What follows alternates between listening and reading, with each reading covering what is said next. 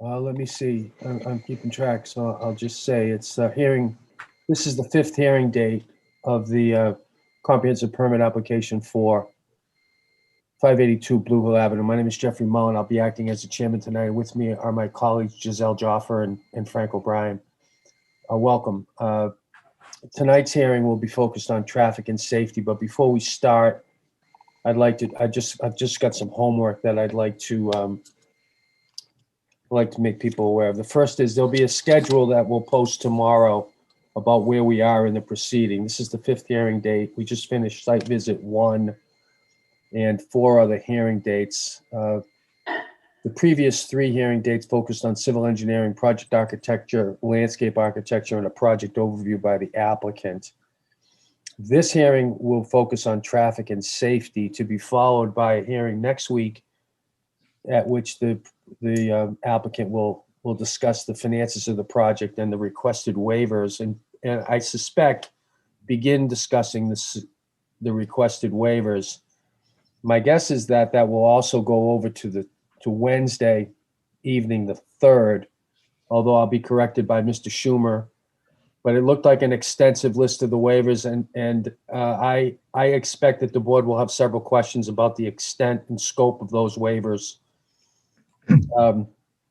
So the way I think about this hearing is we've got tonight for traffic and safety, next Tuesday, project finance, and likely to begin a conversation about the waivers, to be followed by a Wednesday, February 3rd conversation about the waivers. Is that roughly where we are?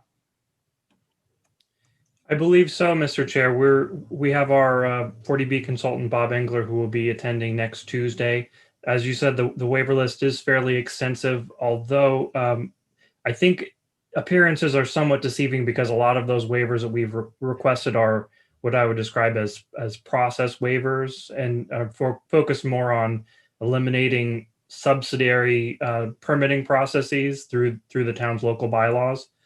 So I think we will be able to go through those pretty quickly, but we'll go ahead and hold Tuesday and Wednesday for a discussion of that next week. So my thinking on the waivers is to do exactly that. They read as if they're very extensive and you will be subject to no regulation, including by the Milton Police Department. I'm sure you don't mean that. No. So, okay. In the middle of that, we'll have a site visit next Saturday at 10 o'clock, to be followed by a second site visit at either 12 or 11:30. I don't know when that's been scheduled, and I don't even know that if that's necessary. Ms. Sutton, can you advise us as to whether or not there is a need for 2 site visits next Saturday? There is an absolute need. As a matter of fact, I'm over 18 for each one right now. Okay, all right. So, And those are scheduled at 10 and 12? yes. Yeah. I can change that if you want it to be 11:30. Mr. Schumer and Mr. Hill wasn't at the hearing, but I don't think the site visit will take longer than an hour, especially after Saturday. Once you go through that once, I think there's perhaps a little better cadence and an understanding. So I think we should schedule them for 10 to 11, and then again, permit the site to clear out, and then again, 11:30 to 12:30. Does that sound acceptable to the parties? Yes, sir. Okay. I'll adjust.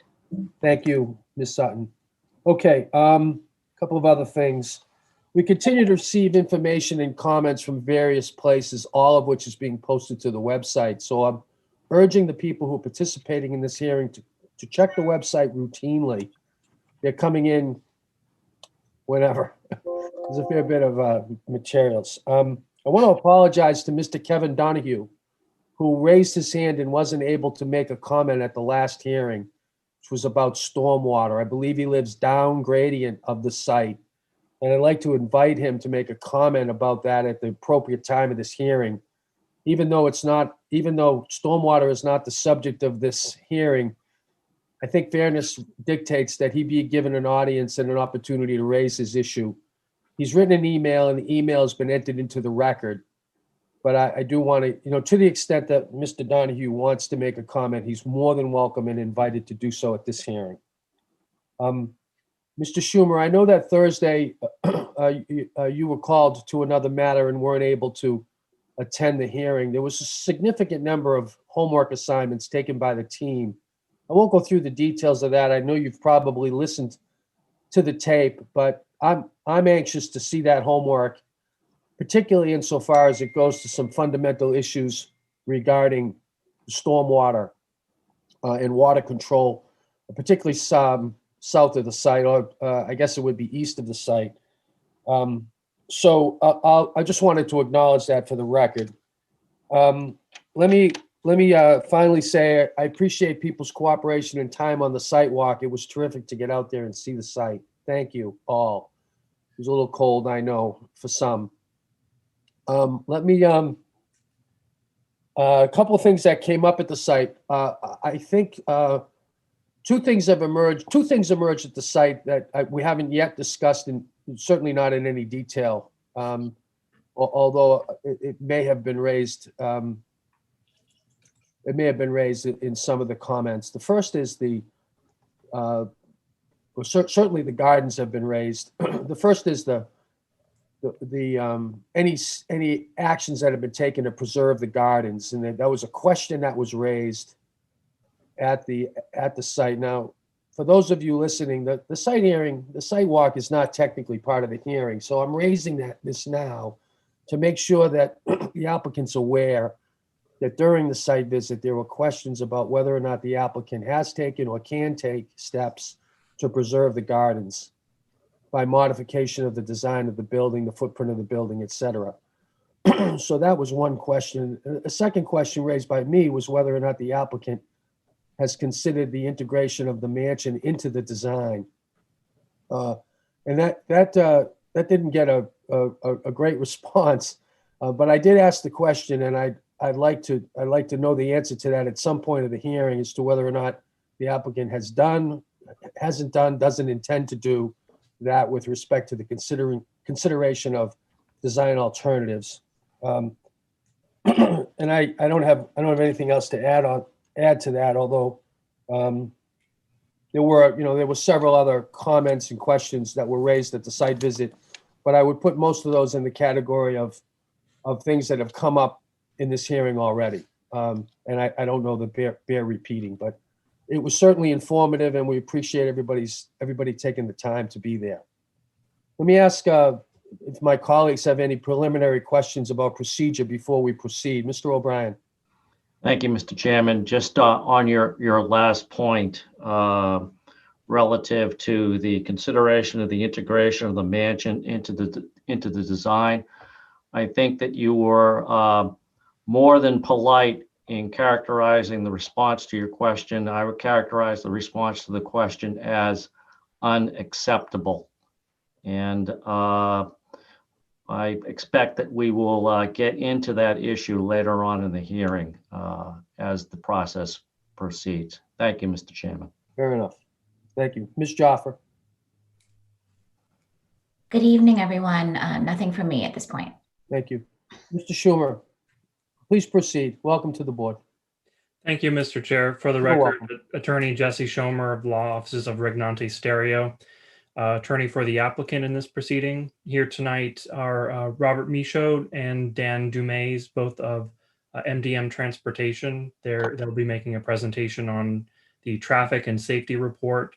And we did submit this afternoon to Bev Sutton a PDF copy of the presentation that we'll be making tonight, as well as PDFs of all of our previous presentations so that those can be posted on the town's website. Also here tonight are Jacob and Joseph Tamposi and our engineer, Jim Burke, and I believe Attorney Rignante is also on the line somewhere. So we're all available for questions if the board has any. Before I turn things over to Bob, just to respond to the issue that you raised, Mr. Chair, regarding the local drainage concerns and the consultant who was hired by the Vos Hill Neighborhood Association. What I can report to the board, and I can first of all confirm that yes, I did review the video of the hearing on Thursday, and so I'm up to speed with what was discussed that night.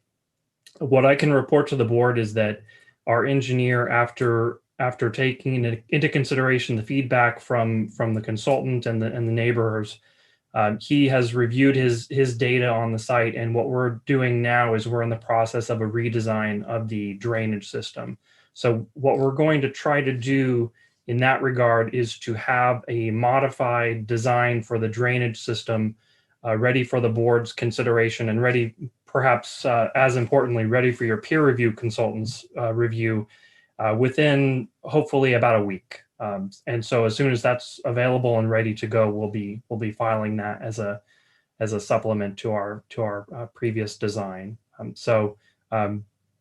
I can report. Excuse me, Mr. Schumer, can I ask if that's going to require any on-site testing?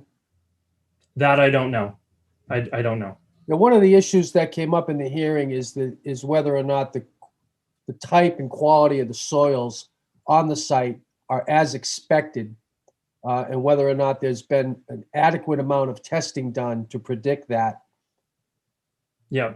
So my understanding is that the engineers have looked at that, and they've taken that into consideration, as well as his concern, and I believe some of the neighbors raised this about the location of the entirety of the drainage system being located under the building. And so he's taking a look at that, and will incorporate those concerns into a redesign.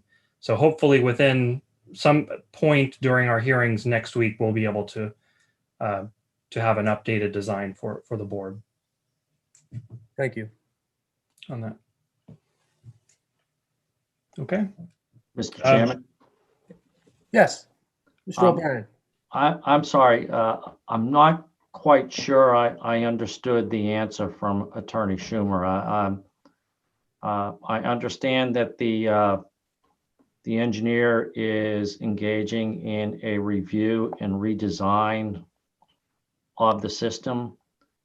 Is the review and redesign of that system also going to include additional soil testing on the site? I wasn't quite sure what your answer was. Yeah, I believe it will. I think I said I don't know. Said he didn't know. Yeah, I have recommended that it does include some soil testing, particularly in light of Mr. Chessia's comment that there was no testing done in the particular location of where the drainage structures are going to be. So we've discussed this, and that's been my recommendation, that when the new design is completed, that new soil tests be done in those locations. Okay, thank you for that clarification. You're welcome. If it please the board, I'll turn things over now to Bob Michaud for a presentation on traffic. Perhaps we could bring up the issue of the historic gardens and the preservation topic. We are taking that into consideration, and our architects are looking at the comments that were made at the site walk. We don't have anything to report yet, but I can assure the board that we are looking at that. Yes, Mr. Schumer, I saw the email today on the peer review. I did note that in the hearing on Thursday. I know you weren't here. At the end of the hearing, I had said that the board had asked our advisor, Ms. Barrett, to communicate with you with respect to conducting a peer review about the ability to preserve the garden. So that wasn't intended to be a surprise. And then, it's come up time and again to us through, the local concern process. So that's an issue we want to drill down on and learn a little bit more about. Okay. I did see Ms. Barrett's email today in regard to bringing on a peer review for the landscape architecture. This is a different concern. It was really about I'm sorry, Ms. Barrett can speak for herself. Ms. Barrett. It's specifically about the gardens. Okay. And that would be a landscape architect to look at that? Typically, it would be a landscape architect who specializes in preservation, cultural landscapes. Yes. Okay.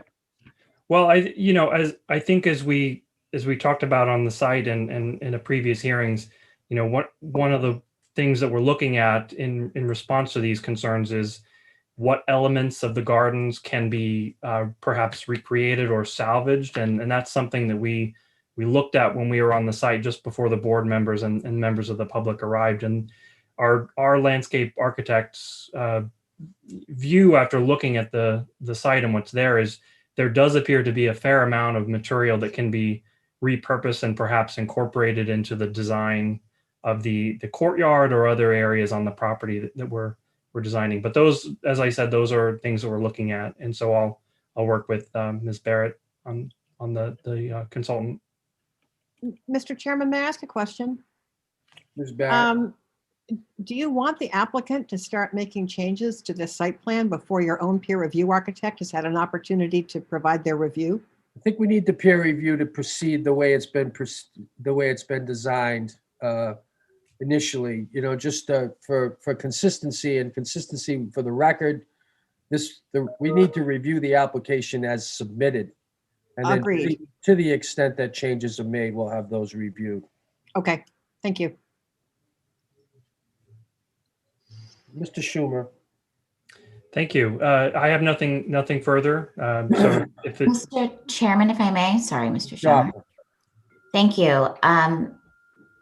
In connection with the redesign of the drainage, somewhat related, I'd say, I would request, if possible, that snow storage be indicated on the new design. So that's something else that came up. And I think the response at the time was that there were a lot of different options, which may be true, but they weren't readily apparent to me during the site visit.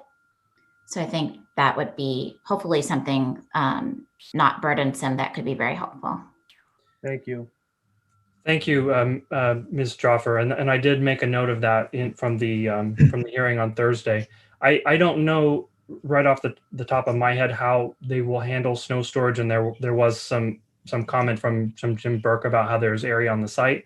To be frank, based on my experience permitting projects of this type, I would say more often than not, the plan for snow would be to truck it off site, but I don't know sitting here today whether that will be how this is handled in this site. So we're looking into that, and we will definitely have a definitive answer for you.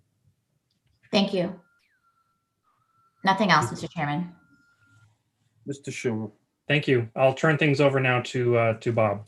Thank you very much. Thank you, Mr. Chair and board members. For the record, my name is Robert Michaud. I am a managing principal of MDM Transportation Consultants based in Marlborough, Massachusetts, and a registered professional engineer in the Commonwealth of Massachusetts. What I'd like to do is a share screen so that I could present the slide set that has been provided to the town, if that would be okay, Mr. Chair. Please, yeah. I think I've got to have someone authorize that. I don't think so. I think you can do that. It says host disabled participant screen sharing on. Okay. Let me just, Stand corrected. Bev, just give me 1 second. I'm going oh, to. here we go. Okay, well set. All right. Thank you, Mike. Okay, I'm still getting that message. I apologize. Here we go. You should be all set. Great, thank you. Okay, so you should see a slide set on your screen. What I'd like to do this evening is drill down into some additional details on the transportation assessment that we've prepared here. This is to augment the information that we've initially presented to this board and that served as the subject of review, peer review, if you will, by Mr. David Black, who's serving as consultant to Attorney Hill. And in that capacity, I'll attempt to address certain comments through my presentation to be followed by formal response to this board in written form. The site locus is well established and was presented previously to the board. It shows the location of the site relative to a number of study locations that were evaluated in our traffic report. That include the intersection to the north at Brook Road, which is a signalized location, the driveways closest to the site, the two existing driveways, one of which is opposite Bose Hill Road, unsignalized, and to the south, the Bradley and Atherton Street intersection, which is also signalized. This also shows the relationship of the project to area transportation facilities that include MBTA bus service along Route 138. That's Route 716, as well as a MBTA station, which is a little over a mile away from here. The study that was conducted relies on traffic volume information that was collected prior to the COVID outbreak in October of 2019, and presents a daily traffic volume on 138 of just under 14,000 vehicles per day, or about 1,000 vehicles per hour during the traditional commuter peak hours.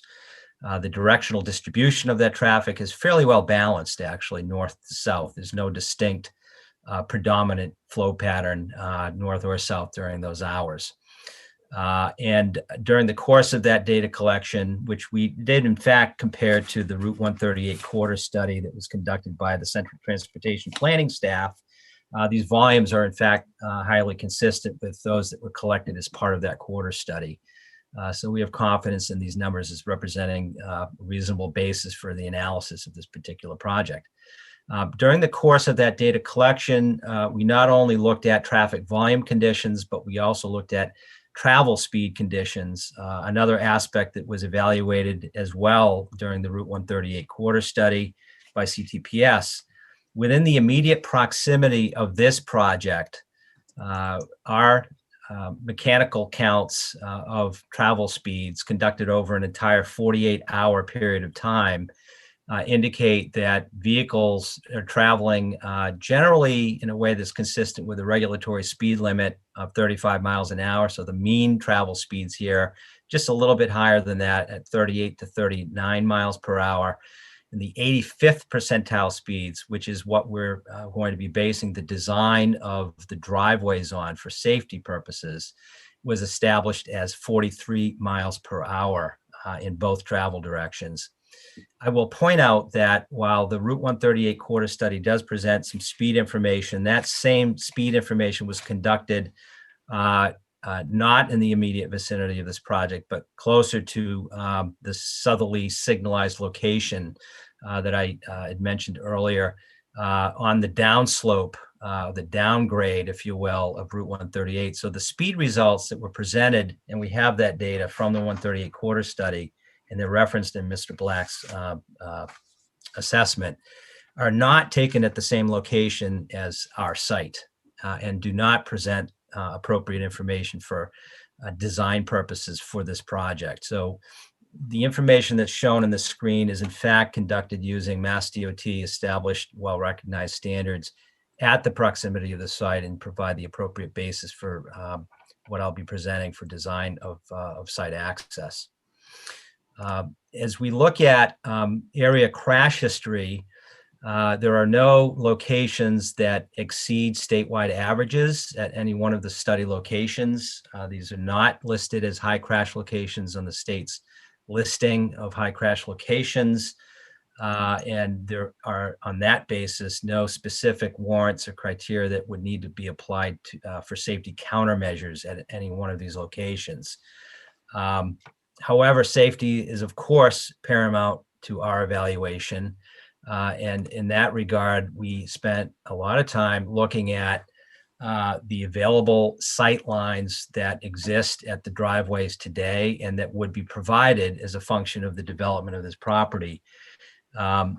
These are measured results based on actual field inventory by MDM using standardized measuring equipment to determine, using AASHTO criteria, federal standard, if you will, and a state standard, what the available sight lines are, as they would be measured from varying positions, driver positions, either approaching the driveway or leaving the driveway, attempting to see an oncoming vehicle.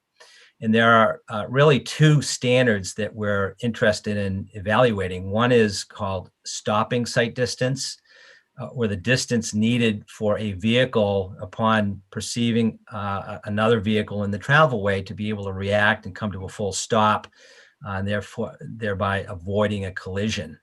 This is the fundamental safety standard criteria that we apply for projects to ensure that crashes are minimized or avoided altogether.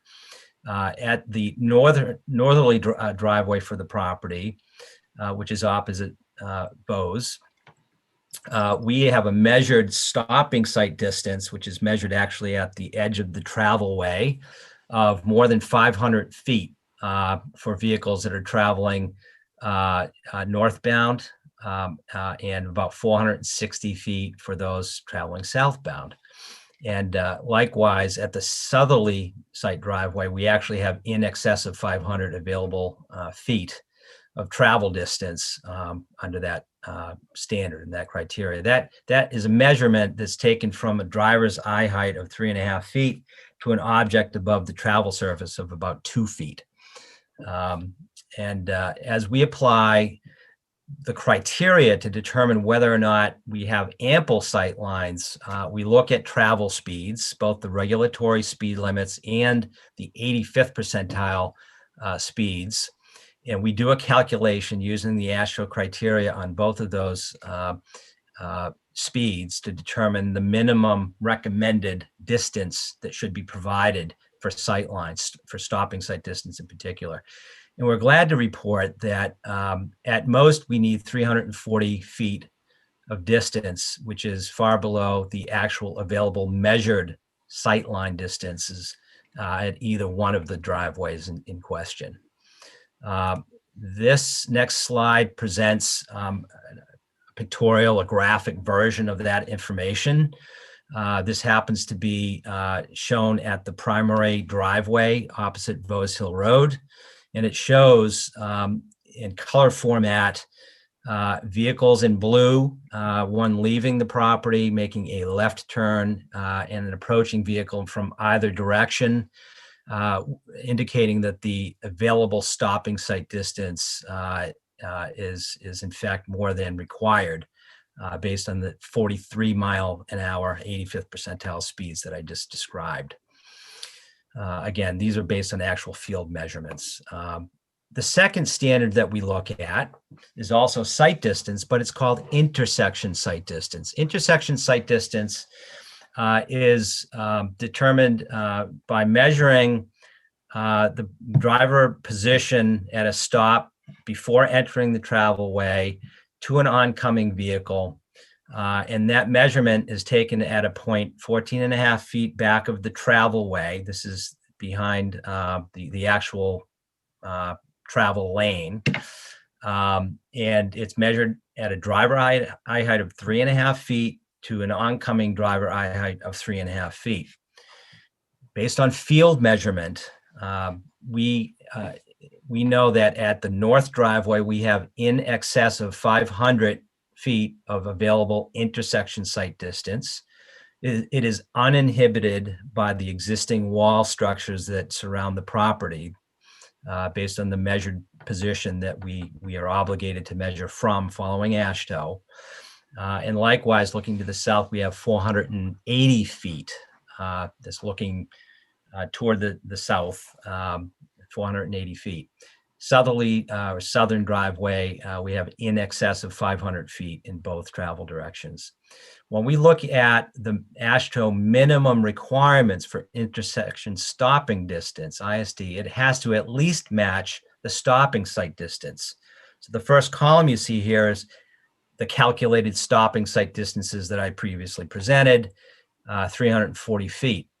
We also look at what AASHTO calls the ideal ISD. This is a distance that would allow a motorist to make a maneuver and having an oncoming vehicle not have to slow down to make way for that vehicle to make their turn. Based on the regulatory speed limit of 35 miles an hour, that required ideal ISD is less than 400 feet. And clearly we have much more ISD than that. We also look at the 85th percentile travel speeds of 43 miles an hour, and we do that same calculation. And what we can show is that we also exceed the requirement or the ideal ISD for the 85th percentile travel speed. So at the north driveways, we're looking north. AASHTO would suggest that we need 475 feet ideally. We have more than 500 feet available.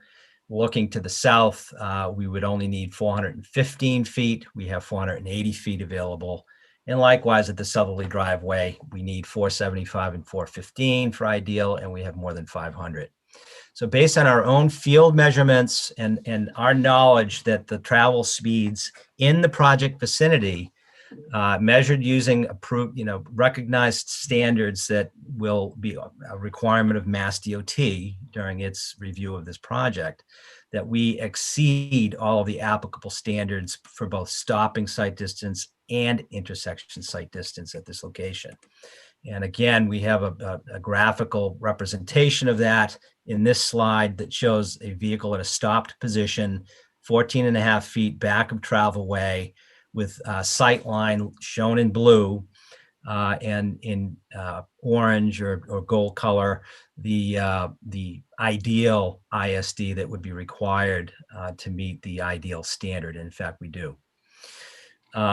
As we turn from the driveway, which will be subject to Mass DOT review and approval, that is under their jurisdiction, we also look beyond the site itself to understand what kind of traffic impact the project might have. And we apply nationally recognized and state recognized criteria, trip standards for these types of projects. And those are published by the Institute of Transportation Engineers, ITE, in their latest version of the Trip Generation Manual. And we apply that to multifamily housing and estimate about 42 to 52 vehicle trips being generated during the traditional peak hours of the adjacent roadway system, and about 642 total two-way in and out trips over the course of a typical day. As we look at how those vehicle trips would be distributed among the area roadways, we project that a slightly higher proportion of those trips, in this example on this slide in the AM peak hour, will be oriented to or from the north. And so we expect that of anyone exiting the property in the morning, as one example, that's about 31 vehicles per hour, that 19 of those 31 would be making a right turn to proceed north toward Brook Road, or to the south, turning left from the driveway, 12 per hour, one every 5 minutes or so, and proceeding south. The inbound volume, of course, is much lower, only about 11 vehicles coming in during that particular hour. So the total number of trips that we expect that would be generated on any section of Route 138 north or south during a typical peak hour would be less than 30 per hour, or less than one every 2 minutes. Very modest impact, and certainly not enough to materially change traffic operations at any one of the study locations that we've looked at here. Whoops. The PM peak hour has very similar results, but differing patterns. More vehicles are entering the development during that evening peak hour condition. We have 32 vehicles coming in and 20 leaving, and the equivalent trip increases, if you will, north and south, are again less than 30 per hour. Operationally, we've looked at a capacity analysis of not only the driveways to understand what kind of delays might be experienced during those peak hours and for specific turns, but also for the other locations north and south of the property. And we're glad to report, and these are in fact consistent with the findings of the Route 138 quarter study, that in no instance do we have operations of anything less than a level of service D operation at any location, either the driveways or the study locations beyond the site. And on a letter grading basis, what we try to achieve in a suburban environment like this is a level of service D or better operation. That's a fairly well-held standard of operation that we try to achieve. And that's certainly the case here. During the weekday morning peak hour, if you look at the results more closely and you look at the northerly driveway as one example, you can see that the main line or north and south travel volume conditions on Route 138 have very little, if any, delay. Whereas anyone leaving Vose Hill Road, for instance, which is the eastbound movement, would experience somewhere around 17 to 18 seconds of delay on average to make a turn. And that same level of delay also would occur for the driveway. So about 18 seconds on average to make a turn from the driveway. Other locations at Brook Road, for instance, has level of service C or better operation with an average of only 23 seconds of delay. With very little, you'll see 1 second change in delay for one particular northbound movement. Again, indicating that the level of impact that this project has from a capacity standpoint is inconsequential and immaterial. As we look at the evening peak hour conditions, and we focus again on the driveway itself, which is noted here as the westbound movement, remains at level of service C operation.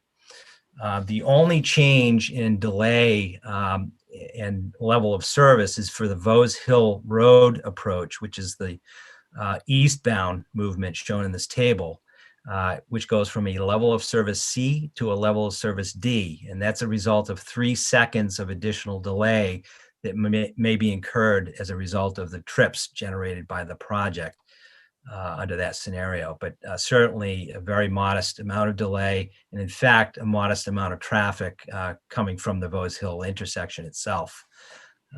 If we go back and look at the actual volume conditions on Vose Hill Road, again, eastbound movement, there are some 8 left turns per hour that currently occur during the morning, 14 right turns.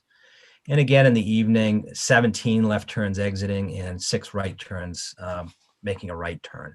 So while there may be some very small and what we believe to be inconsequential delay increase in that example, it affects very few vehicles and certainly does not have a bearing on general public travel.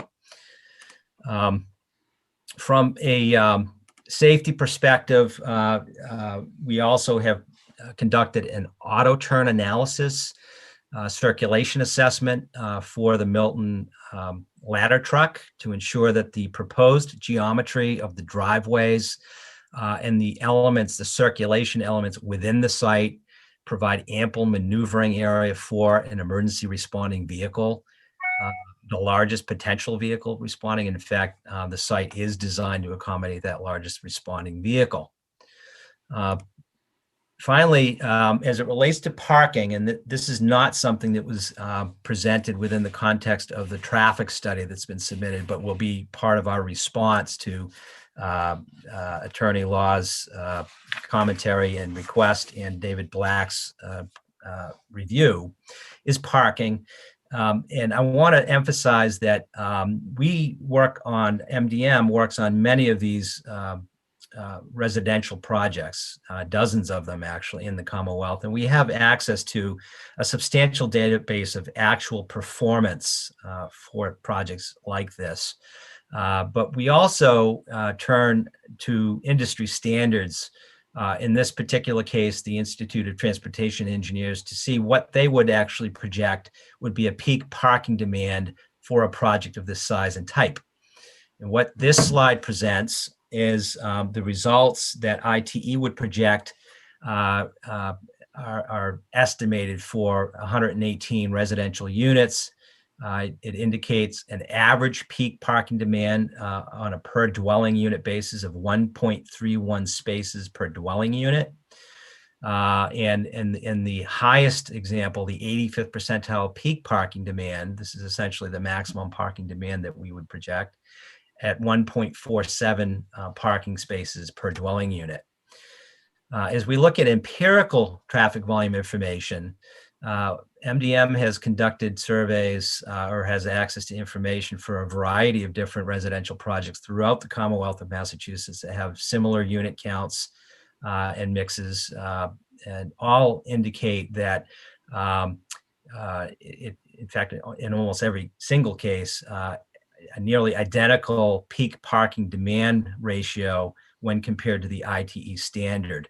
And in many instances, those peak parking demands, if you look at Chapel Hill West in Framingham, 1.31 parking spaces per dwelling unit, 1.29 for Chapel Hill East. Martin's Landing, which is a Pulte product in North Reading, currently has a number of 97 occupied units, peak parking use at 129 for a ratio of 1.33, et cetera. And you can see that the peak parking demand ratio here, when you average all of these actual operating sites, is 1.41, which falls below the ITE maximum standard, but is generally consistent with it. What I mean to illustrate with these examples is that the applicant in their proposal to provide 1.5 parking spaces per dwelling unit in this case is in fact in good company with many of the more current applications and approvals that have happened throughout the Commonwealth and that we've been personally involved with.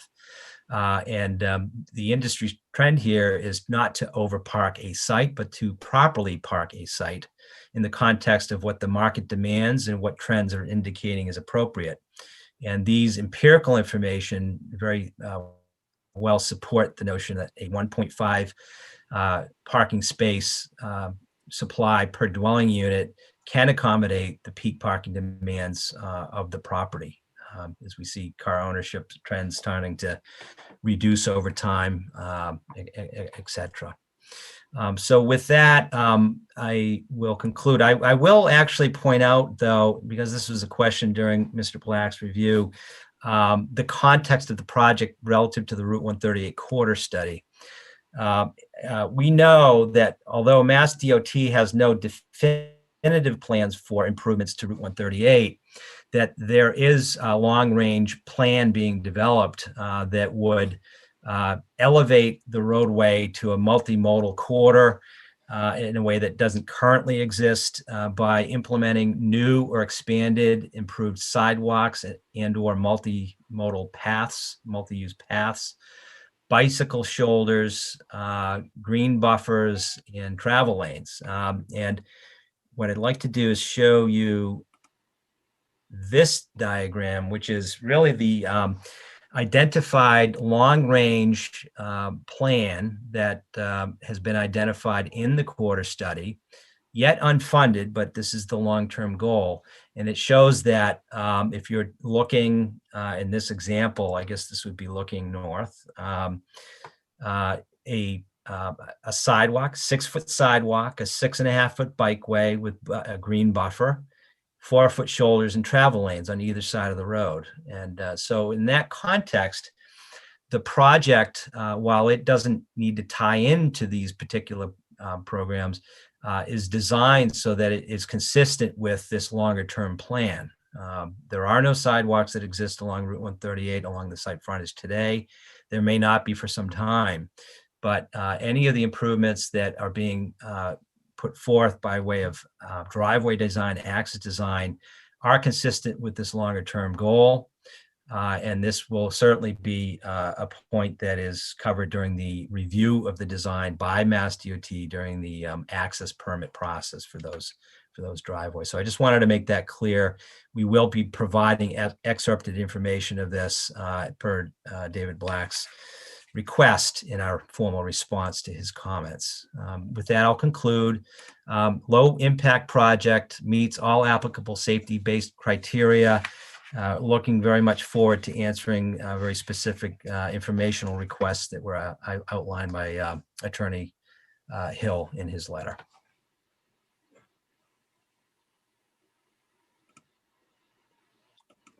Mr. Schumer?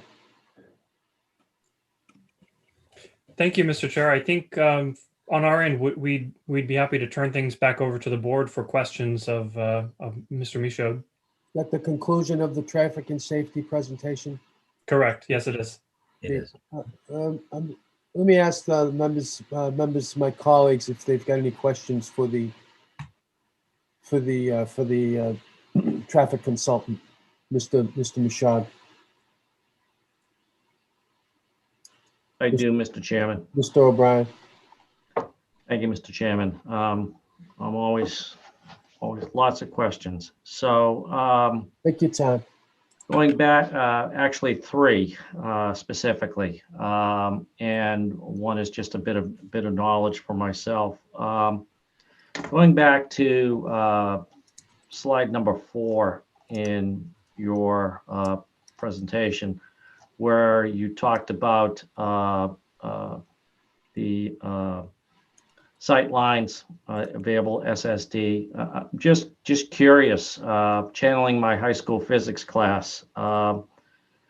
What size vehicle is in that standard? Are we talking the length of space for an average sedan, or are we talking some other vehicle? These are based on average size passenger vehicles. And I believe that the average length of vehicle, as I'm recalling it, was somewhere around 18 to 19 feet in that realm. Okay. So these criteria, as they're developed by AASHTO, are based on that standard passenger vehicle, and there are other criteria that play into how those are calculated. Among them, roadway grade, the condition of the roadway, is it level, is it a wet pavement condition, etc. So that's the standard. Thank you. I noticed in looking at several of these slides, for example, the next slide after this, slide T5, that the measurements here are taken from the driveway that is on, I believe it's the northerly portion. That's correct. Is there a significant difference if the measurements were taken from the southerly portion of the driveway? Yeah. So if I could back up to this table, we actually did the measurements at both driveway locations. The intention of, and I'll go back to this, the intention of the design here is to assume that this northerly driveway provides all of the access and egress requirements for the garage and the surface parking for the residents and visitors. And while there is another driveway, the so-called southerly driveway, it's of narrower dimension. It's intended to be one way and really exclusively meant for use by emergency vehicles. But notwithstanding, we did the same measurements at the southerly driveway location as we did at the northerly, and that's what was presented in those tables. Thank you for clarifying that for me.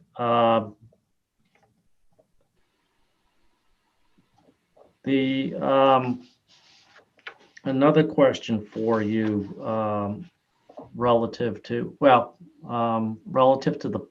the parking area, and it just occurred to me as looking at the site plan and whatnot, and recalling some of the conversations that were taking place during the site walk last Saturday.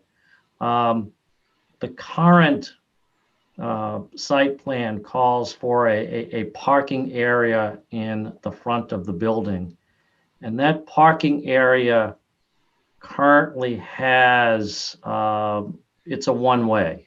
There is no second outlet. I believe there was some discussion about whether it should be the driveway should flow through.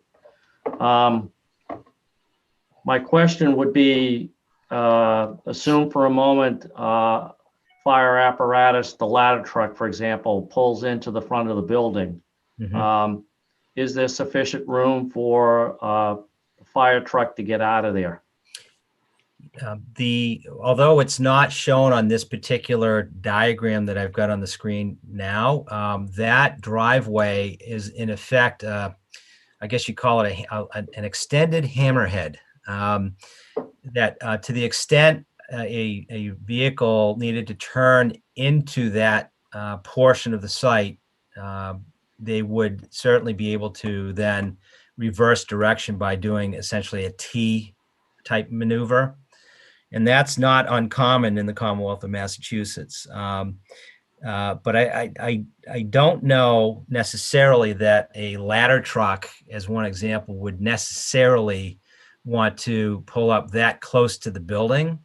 That's certainly a question for the fire department and what it would view to be an appropriate protocol for the site. But my experience on similar projects is that that vehicle is typically not brought up immediately adjacent to the building. There needs to be some separation between the vehicle and how it needs to service the building through ladder extensions, et cetera. And so I'm not certain, Mr. O'Brien, whether or not that portion of the site would ever be used for that purpose. But if it were, there is the ability for a vehicle to pull into that area and to leave that area by conducting a so-called T maneuver.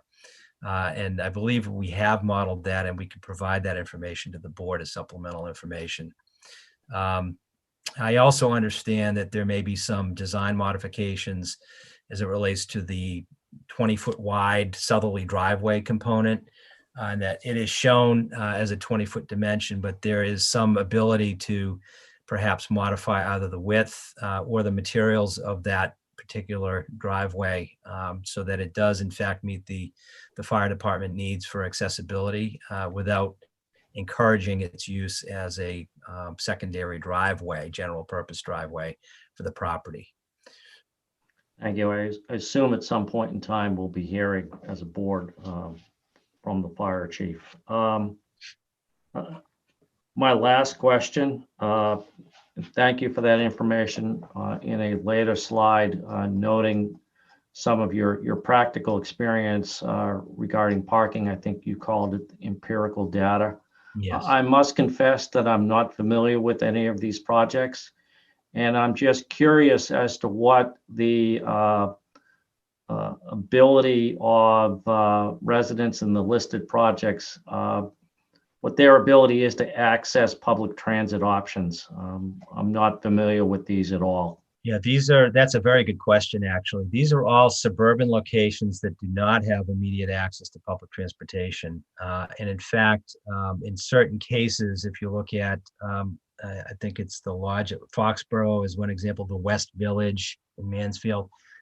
When we conducted surveys of those facilities, we didn't have access to individual garage units, and we couldn't determine whether or not vehicles were in fact using portions of the available parking supply. So we took conservative assumptions in saying that in every case that we could not access a garage unit, we assumed that there was in fact a car parked in the garage unit, which we know based on experience not to be exactly the case. In many cases, those inaccessible garage units did not have a vehicle in them. But the equivalent ratios that are shown on the very far right of this are in fact maximum, if not somewhat overstated ratios for certain examples like the lodge at Foxborough and like Chestnut Farms and like West Village. And in every case are shown to be very consistent with the maximums that the ITE parking generation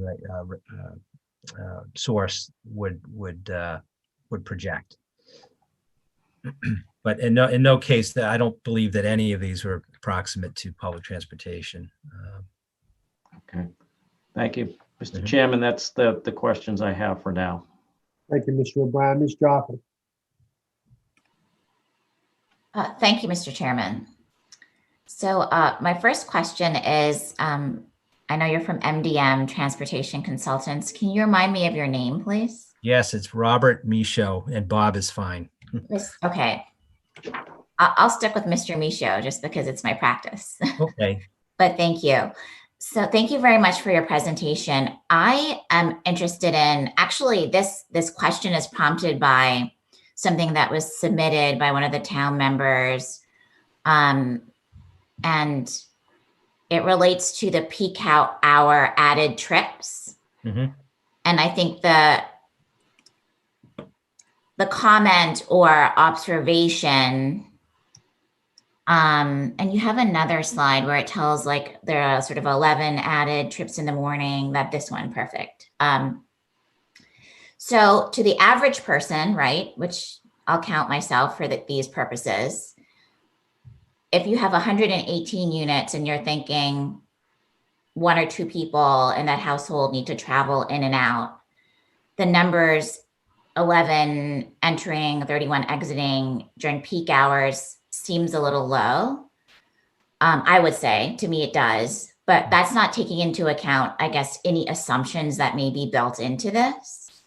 So I'm hoping that you can give us more information about those assumptions, so we can make a judgment as to whether this is realistic for this particular property. Sure. So, for example, are there assumptions built in as to the percentage of people who would be using public transportation as opposed to driving? Sure. Yeah, that's a great question. And it's a common question, actually, Ms. Joffrey, and that on first view, people will tend to try to equate the number of units to the trips and see how close they are. These numbers are derived from a national standard, a pool of like projects, if you will, throughout the country.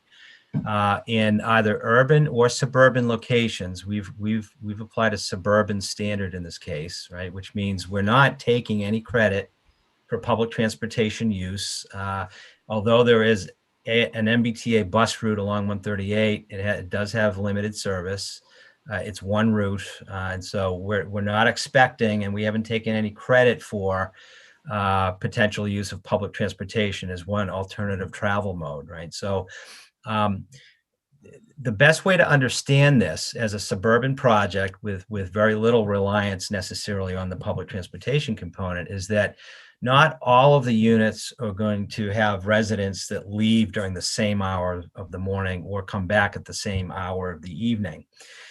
Trips are generally concentrated over an approximate 4-hour window of time in the morning and similarly at night.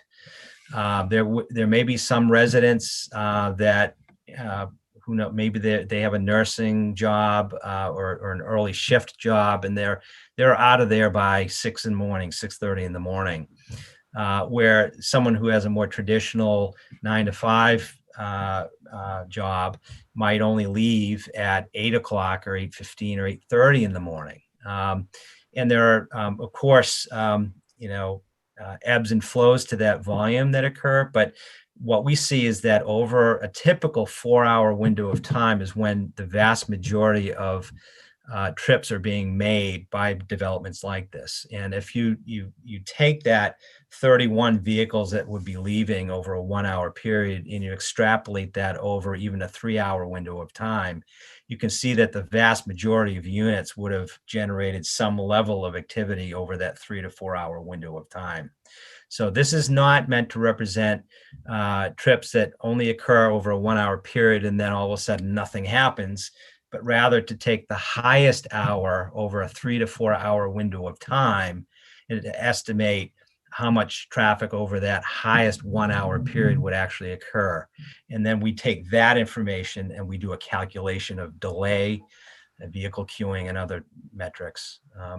So that's a fairly simplistic way to describe it, but it's well supported by the empirical information that we have as MDM and projects that we've actually worked on, and the national database of projects that we have applied to this particular example.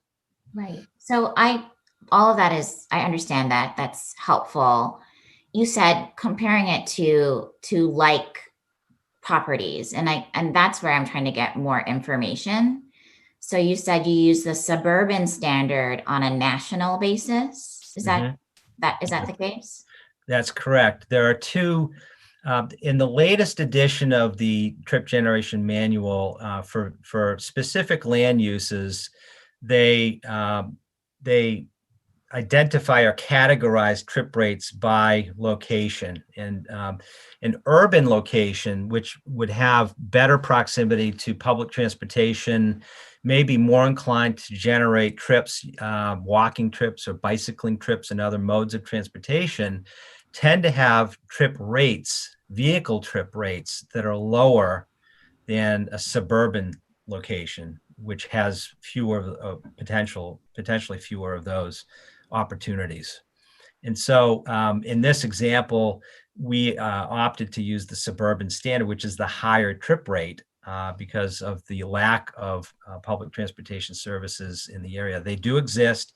They may in fact be used by this development. We hope that they are, but we're certainly not relying on that to estimate the potential vehicular impact of the project. We're actually taking a more traditional view of this and assuming that very few of the residents would actually regularly rely on public transportation as part of a commute pattern. And certainly because of the lack of sidewalks that currently exist, likewise would expect that there would be few walking trips being generated relative to vehicular trips. And are there any Massachusetts averages that you could apply? Because the national average is, I'm looking for some confidence that this is actually mapping what's happening here. Well, I had mentioned empirical information that we have at MDM, as we do for the parking numbers. We will go back and actually do vehicle counts and observations once occupied to determine whether or not our projections were actually in line with estimates. And they in fact are. In fact, just last week we went out and surveyed yet another facility in North Reading, where we know that the trip generation standards that we estimated using industry standards, using the national standards, slightly overestimated the amount of actual traffic that occurs. So these national standards are not meant to be what would you say, misleading or somehow not applicable to a specific state or location. They're just the opposite. They're meant to encompass the variety of projects that best fit the description of what's being proposed so that a true average can be determined among that whole pool of larger surveyed sites and facilities. And what we find as a general rule is that the ITE national standards tend to slightly overestimate the amount of traffic that's actually generated by these uses. And we see that on a consistent basis. Does the number take into account the type of person? So for example, you could have an apartment building where there are mainly young families, or you could have an apartment building that caters more to older people who are retired, who are unlikely to leave during peak hours. Mm-hmm. Yeah. So are there assumptions around that too? Yeah, that's another very good question. There are actually subcategories within the residential land use code that answer that question. There are land use categories that include 55 and over housing, 65 and over housing, and then there are categories even within the traditional multifamily housing that involve low rise, mid rise, high rise. So it's a very disaggregated data set is the best way to put it, so that we as engineers can more precisely fit the project characteristic into a specific land use category that best describes its potential trip generation. So it used to be years ago that you'd have residential development in one or two categories. It was a much broader description of residential. Since then, and most recently in the 10th edition, they've really taken a much finer view of subcategorizing residential uses, and that's why we're applying in this example the multifamily housing mid-rise trip generation rate for a suburban location is very specific. And there are many data points that relate to that specific land use category that we have confidence in relying on for these types of estimates. Okay, thank you. My second question relates to, I probably asked like 5 questions already, but my second category of questions relates to just the new world that we're living in, right? It's 2021, 10 years ago. I don't think traffic experts predicted that life would be as it is today, right? So on the road, we have rideshare vehicles. And if we have an apartment building that doesn't have access to public transportation, my expectation is that people would be using rideshare. People will be asking for package deliveries, food and grocery delivery, especially if restaurant options aren't in walking distance. Mhm. So how is that taken into account in your analysis, if at all? Yeah, so the ITE trip generation rates include not only those trips that are generated by the residents, but also by visitor activity, delivery activity, service activity, any trips that are generated by, in this example, multifamily housing mid-rise uses. That's an all-encompassing number. Now, I will say, certainly we live in different times now, and there is perhaps a trend to use Amazon delivery as a preferred means of obtaining goods, or in some cases services through Grubhub and food ordering services and things like that.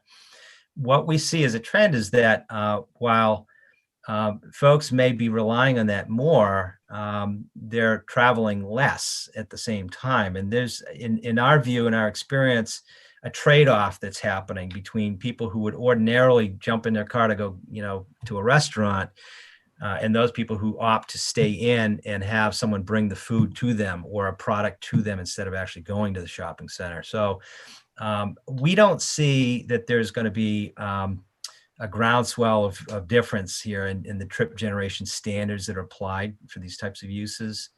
But it's certainly something that ITE at the national level, based on ongoing surveys, is trying to figure out as well.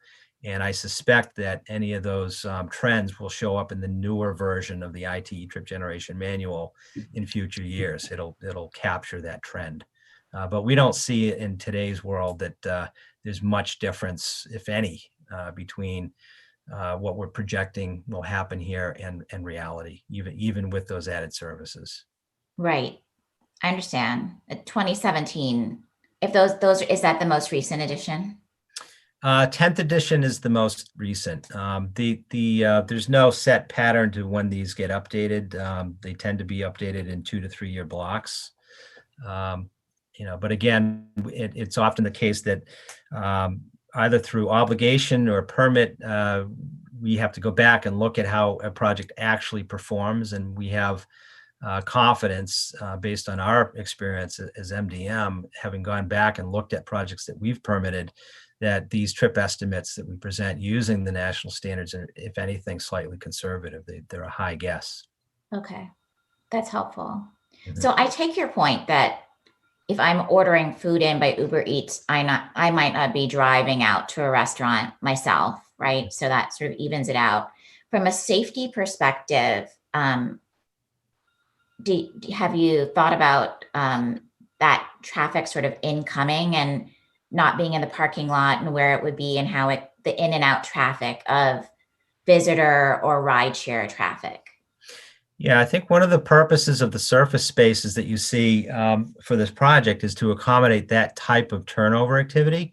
Those tend to be higher turnover type trips. They're not trips that are, it's not your friend coming over for a few hours. It's someone delivering food or product that might take 5 minutes or 10 minutes. So the use of the surface spaces here is intended to be flexible and convenient for access to the building for the occasional visitor or delivery, whether it's Grubhub or Amazon or anything else.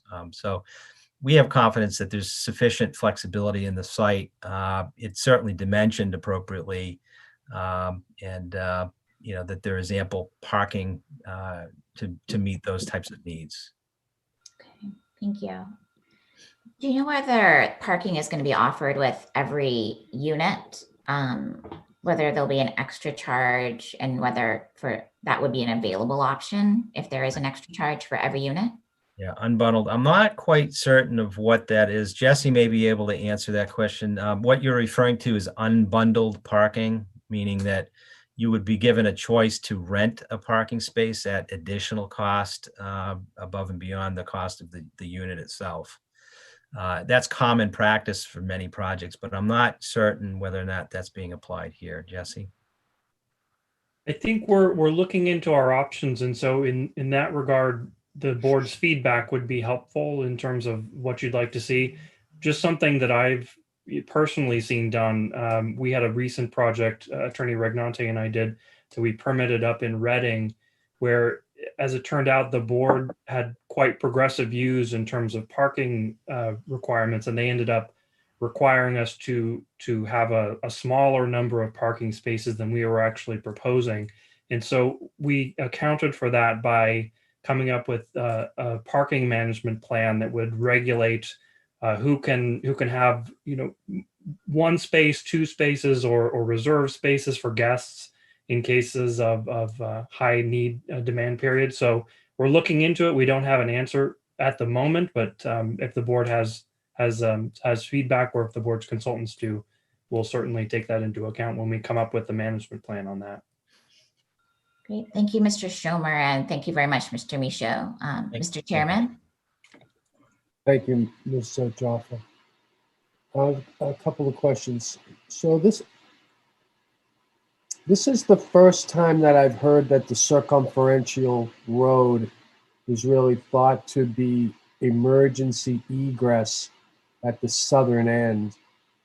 Been a fair bit of discussion about the circumferential road being a project amenity. So I'm confused, and I think there needs to be a lot more thinking about how this road works. It was in the application that it was an entrance and an exit on the north side and an exit only on the south side. But now I'm thinking that what you're saying is it's intended to be emergency exit on the south side, pushing most of the traffic to the north end. Is that what you're saying, Bob? Yeah, so the way that we've analyzed this is to assume that all of the visitor and resident traffic, any of the service deliveries, any of that would be focused exclusively on the north driveway. That's what our analysis shows and what our volumes are projecting.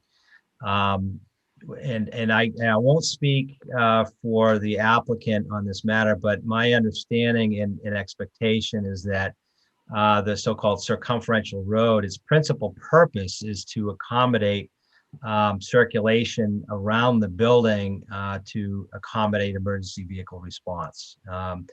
And that certainly could lead to alternative design treatments, materials of construction for that road, and other controls that might be considered for the southerly driveway. We don't need it from the perspective of operating the garage for the residents and the visitors. Yeah, appreciate that. I'm just pointing out that I think we've heard two different things in this presentation, not your presentation necessarily, but the public hearings. And I asked the applicant, we don't need to do this now, but I think we need better clarity on vehicular circulation around the site. As Mr. O'Brien indicated at the site walk on Saturday, there was some discussion of modifying the parking lot in the front, partly to try to save some of the more mature trees, but also to facilitate the move from the north driveway to the south driveway with one, consistent entrance exit. There was also discussion about the slopes and exiting the driveway and going up the hill versus going slightly down the hill and back around the site. So I think there needs to be more work done on site circulation and on egress and access expectations. And I think it's as much a site plan issue as perhaps a traffic projection issue for you, Mr. Michaud. Yeah, certainly. Again, we've taken I guess you'd call it the high road, and assuming that the highest, and in fact, all of the concentration of traffic would be at that northerly driveway. So, okay. Yeah. So I know that you've said that you're not taking credit for the T or for people using the T. Yeah. Does that include expectation on commuter rail trips? Correct. So. Okay. While we believe that the Transportation Demand Management TDM programming for the property, for the project, which is evolving, right, should encourage those modes of travel through various means and methods. It's not something that we're relying on. It's something we'd love to see happen, and in fact has the possibility of happening, even if to a small degree, but we're not relying or taking credit for that.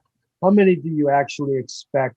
How many of the people who live here will actually be not auto dependent? Would you expect reasonably?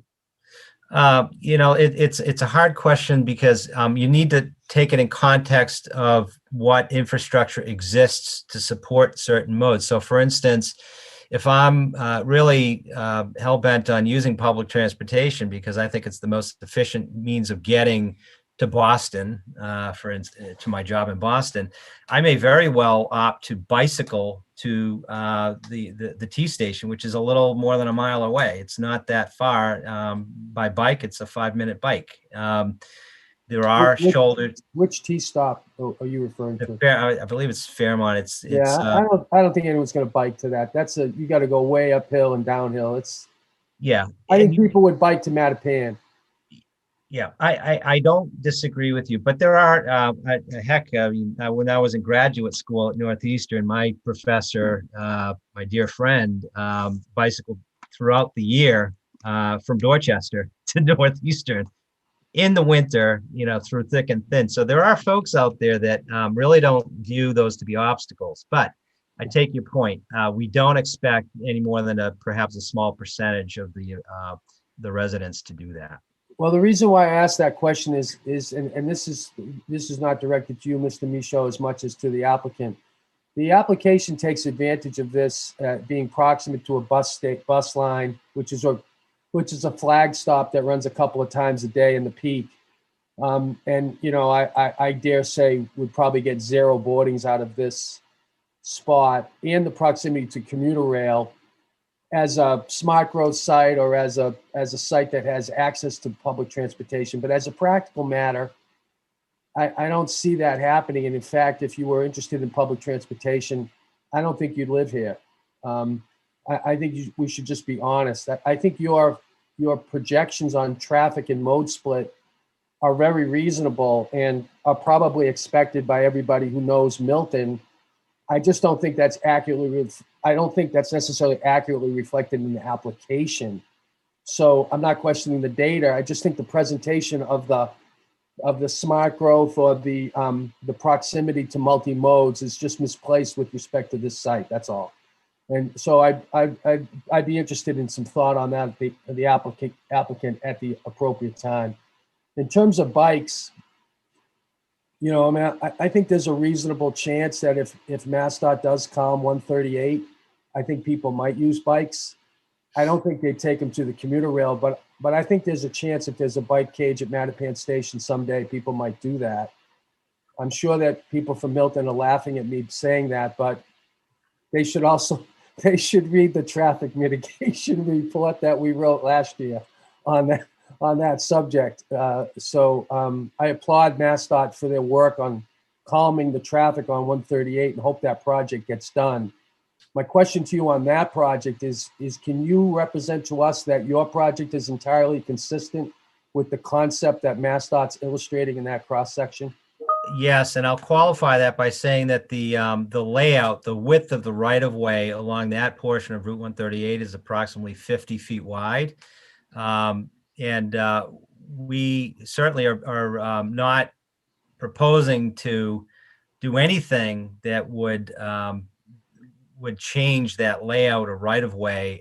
So the process as it typically plays out is that if DOT selects this cross-section, which I have on the screen here, which is a 50-foot layout, they would, through the design process, integrate any of the commercial or residential or public streets into that design in a way that, provided for continuous or contiguous sidewalks and bikeways that are consistent with this cross-section. So as we look at our driveway design, and I'll flip back up to, where can I go? Okay, I'll go to here. This is very schematic, of course, because it wasn't intended to serve as the site plan per se, but you'll see that the darker lines on this drawing are the right-of-way lines, the layout lines that DOT owns, right? And in fact, actually, it's 66 feet wide. Yeah, I was going to say that. They've got plenty of right-of-way. Yeah, so they got plenty of right-of-way. So We're introducing curbs here that are to Mass DOT standards for commercial driveways, right? These will likely be at least 25-foot curb radii. The width of this drive will be 24 feet. That's all standard. That's what Mass DOT looks for. To the extent the state comes through and does any improvements along here, those curbs wouldn't need to change, but you'd certainly need to introduce access ramps and other features along here to ensure that everything was ADA compliant. That would be a component of that project. So there's nothing we're doing with the right-of-way here or the design that would preclude or make it difficult or be inconsistent in any way to that proposed cross-section. It fits very nicely with what we're showing on this plan. Have you talked to the district about this project? We not sure that we had a specific discussion with district, but we know that this project, which was actually studied by the Central Transportation Planning Staff, CTPS, which is really the planning arm of the MPO and Mass DOT, that they came up with this recommended cross-section. This is something that would need to be funded through the Transportation Improvement Program, TIP, at the state level. It's not currently funded. There's a process for getting that funded, and there's a prioritization and ranking process that assigns the higher ranked projects to funding in any block of years. But right now, this is very much a long-term dream or vision, and it's not something that's likely to happen within the next 5 years. When I referenced the district, I was asking if you've spoken to them about your project. Oh, ours? No, we have not. Does the property actually have current actual permits from MassDOT for those curb cuts?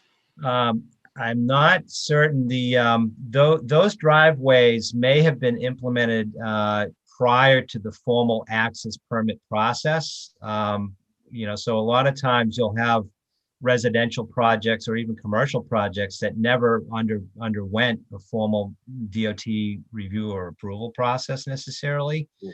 That may be the case here, but we would be obligated to go through that process for this project for sure. And would you be getting one access permit or two?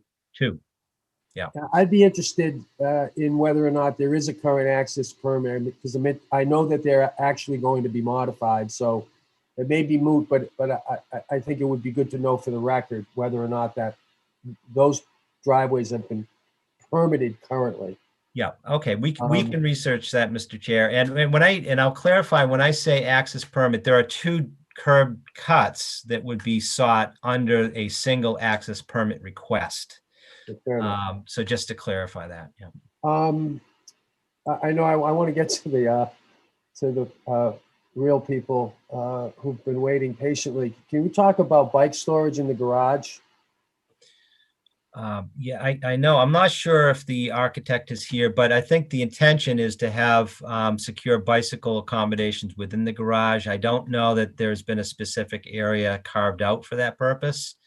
But I know that the intent is to provide secure bicycle parking for the residents within. Yeah. So if my point here is, if our real chance to get non-auto dependent use and reliance at this site is going to it really relies on bicycles, whether we like it or not. I think that's the most likely. I mean, I think you'll see some people perhaps leaving the site and driving to the commuter rail. I don't think anyone would drive to Mattapan Station. I think there would be a few people who might bike there if there was a secure bike cage at Mattapan Station. And if the high speed line, was enhanced the way the T is talking about enhancing it. So, but I'll tell you, I don't think anyone would use a bike if it wasn't able to be safely secured. So I think the board collectively is concerned about the capacity of the garage, because we've also had testimony that we don't quite know how the waste is going to, the waste and the rubbish is going to be handled. So the garage to me starts to feel like it's getting full of not just cars, but bikes and some other ancillary uses that we're going to want to use it for, particularly to screen some of those uses from the neighborhood. So I'm feeling like there needs to be a little bit more attention to that garage. Yeah, loud and clear. There are potentially other ways to address the bicycle accommodation feature and projects that we've been involved with. There are options for covered, secured parking Good. outside of the garages as well. So that's something Yeah. we'll talk to the developer Read the about. story in the New York Times today about, I don't know, it's a couple of million bikes and a couple of thousand bike spaces. So, and you spent any time in Manhattan, you'll realize it's been overrun by bikes with the pandemic. And Yeah. I really do think, I think people are moving in a very different way. And I think this is going to continue for quite a while. And and yourself, I'm sure, are struggling with this. Yes. Last question is, has anybody actually observed the traffic leaving Delphi Academy in the AM and how that impacts the light at Robbins, if at all? More specifically, is there a queue in the northbound at Robbins that might affect people exiting the site? I think the short answer, Mr. Chair, is that we actually have video of the driveway or that area, I believe. I'll have to confirm with Dan Dumas, but I believe that we may have video. Don't hold that to me. Perhaps the neighbors have video. Yeah, we can certainly, if we don't, we'd be interested in seeing whether or not that has an effect. But my understanding and our experience is that it does not result in a queue that in any way influences the site frontage. Yeah. But we'll confirm. I think the light is, the traffic control is great in the sense that it's controlling speed, but I'm concerned that it might impact the delay time at leaving the site, and it could impact people leaving Bose Hill Road. So I want to understand a little bit about how the light at Robbins works, especially in conjunction with the commercial property next door or the Delphi Academy. Less concerned in the PM, given the fact that, actually it may occur at the PM too, because your directional split is just about equal, right? You said? Yes, Yeah. that's right. So we probably need to look at it at both the AM and the afternoon. Okay. That's all. Those are all the questions I have for right now.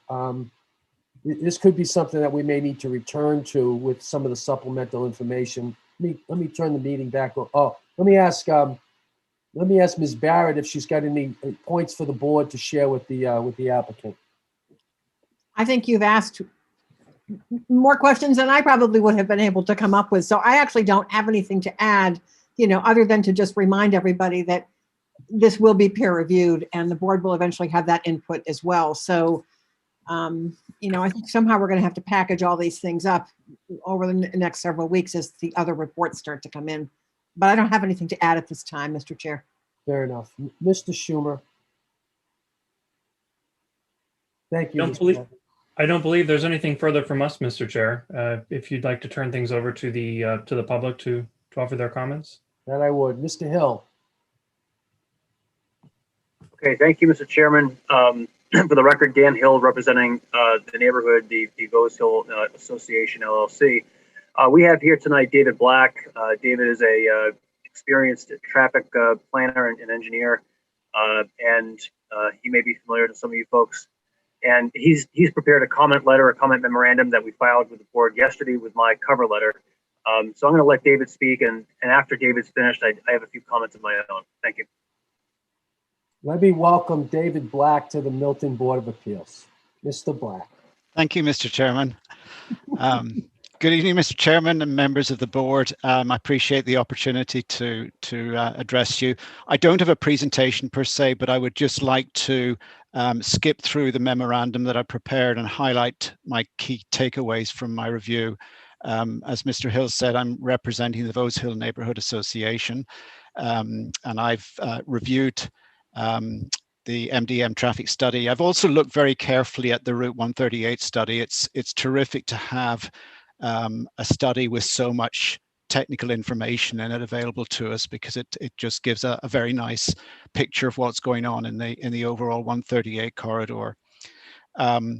I think the first thing that struck me in looking at this project was really its high auto dependency, and I concur with the chairman's comments about realistically what will happen. Even the commuter rail, although it may be a mile away as the crow flies, it's about a 1.5 mile walk by the time you actually get on the well, there aren't sidewalks, but by the time you actually make your way there by foot. I was also interested in Miss Jaffrey's question about rideshare trips, and I don't mean to be picky. I prefer not to call them rideshare trips because they are not ride shares per se. They're really what we call on-demand, on-call trips, because you're really only most of them are done. You're only sharing with the driver, as opposed to sharing with the rest of your family, although that happens as well. But I think the thing to bear in mind about those is that unlike a trip to a restaurant, say, or to your office or whatever it is, an on-call demand service or ride share, as you call them, Ms. Joffrey, actually creates two vehicle trips, because the vehicle arrives on demand to pick up the passenger and then leaves. And it's not like the rideshare is already there at the place, having dropped off someone. It's very much a person-to-person agreement with the driver. So I think the fear in the industry generally is that the on-demand services tend to generate double the amount of trips that a person would have if they simply got in their own car and drove somewhere.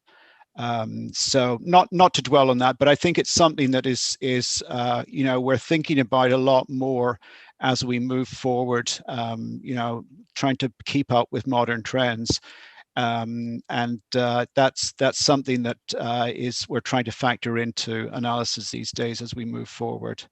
But my comment in my memo about the car dependency, it was less to do with the fact that I think the MDM analysis is spot on in not taking any credit for transit trips or non-auto trips. But I did notice that the Sustainable Development Criteria scorecard in the proponent's application to mass housing actually does categorize the project as being walkable to transit, and realistically I just don't think it is. Travel demand management is something that we're all very interested in, to try and shift people's travel from being autos and in particular single occupancy vehicles. But I think Mr. Michaud and Mr. Chairman, you both sort of acknowledged that it's very hard to do unless the infrastructure is there to do it. So that was my comment about the site in general.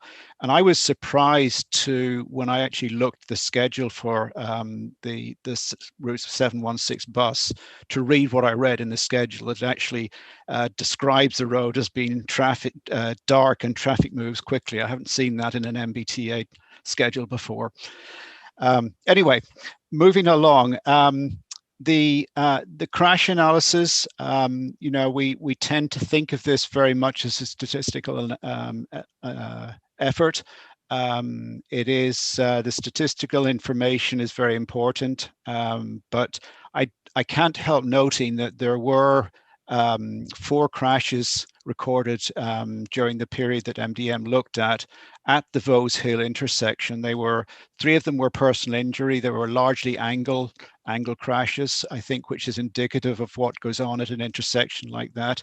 And I believe 3 reported, David. There may have been more crashes. There were 3 reported. Yes, these are recorded crashes. These are crashes that would have been required attention by the police and would have been recorded on the Mass DOT crash portal.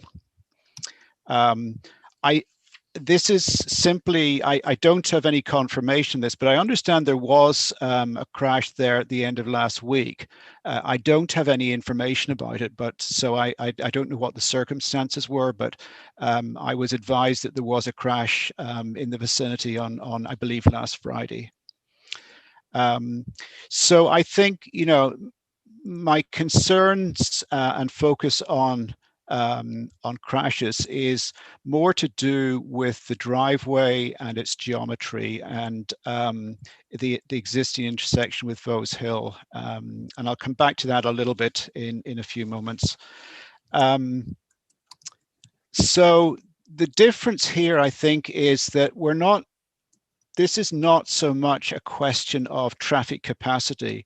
And I'm grateful to Mr. Michaud for clarifying on the level of service D that I referenced in my memo.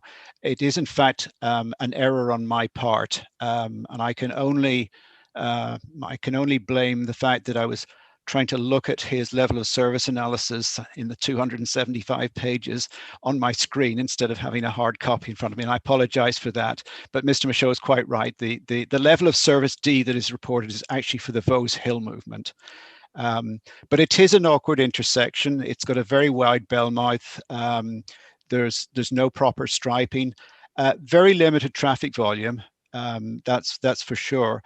But I do think there's a possibility that there will be some project trips will actually cross Route 138 to Vose Hill Road. I mean, today, no one on Vose Hill Road or where it leads to needs to go to this project site. But when this project site is active, there will be people in the project site who will wish to get across to Truman or to Brush Hill Road. And so I think there will be some movement across the Route 138, which unfortunately are the tricky ones to deal with compared to just turning left or turning right. On the site distance, I don't think Mr. Michaud or I will have any disagreement on, you know, what is needed in terms of site distances. And I just wanted to add a note on the stopping site distance, because I think it was Mr. O'Brien, you had a question about this and the type of vehicle. And I wanted to point out that stopping site distance really is, it's independent of the vehicle size. Stopping site distance is to do with vehicles traveling along the roadways, northbound or southbound, and the driver's ability to see perhaps a vehicle turning out of an intersection, but also to see something nothing to do with the intersection on the road ahead.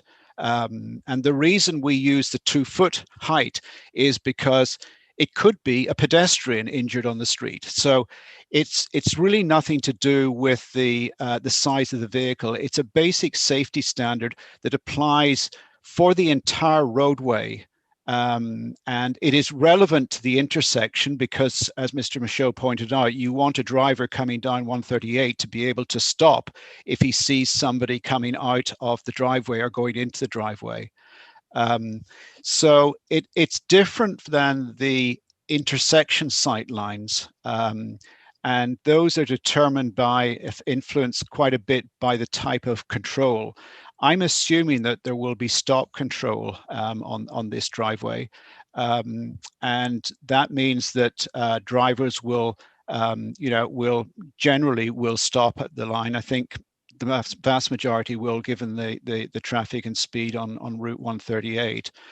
But the sight line, my experience from just visiting the site and pacing back and measuring the distance from the edge of the roadway, I could not see, my view was obstructed by the gate posts and other things along the highway. And I'm not disputing Mr. Michaud's measurements whatsoever. I just feel we need to keep a good focus on that, because the vertical profile does have an influence on it. It happens that the southern driveway, I think, suffers more from the crest in the roadway. And in particular, because of the potential improvements in the future. I spoke to the project manager at CTPS a couple of weeks ago, and he told me that the project was funded. And I don't know what the basis for that is, but what he also told me was that MassDOT has hired a design engineer, and that they have been holding public hearings to drill down on the detail of, what of the various alternatives that were put in the 138 study, what ones will be implemented. So it may be worth checking progress on that, because it would indeed be very important to design the driveway and the location of the stop line in a way that is consistent with that moving forward. So that was really my caution, was simply that not whether or not we're on the same page about what the actual site distance is, that it needs to be very well documented. And I appreciate the plans that Mr. Michaud put up this evening, because that is helpful. It shows certainly the horizontal layout for the sight lines, or the sight triangles.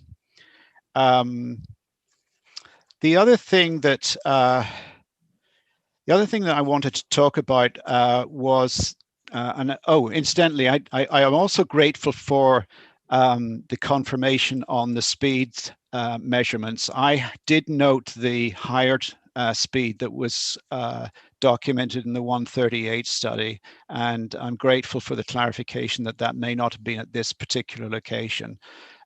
So I think the takeaway, though, is that that traffic is driving well over the speed limit for a lot of the time, and we need to take that into consideration in designing the driveways.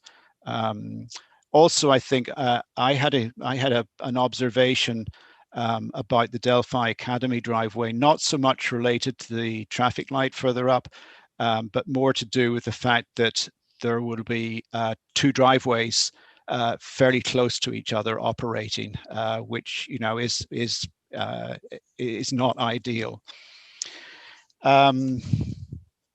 Finally, I did have some comments on the site layout. And I acknowledge that it's a very basic concept plan that is in the document, but I think it does call for a closer look at how the interaction between the front and the garage happens, and absolutely that vetting by the fire department is important to understand whether they would want to have access to the front of the building, or whether they are satisfied to just have access to the building from the rear. And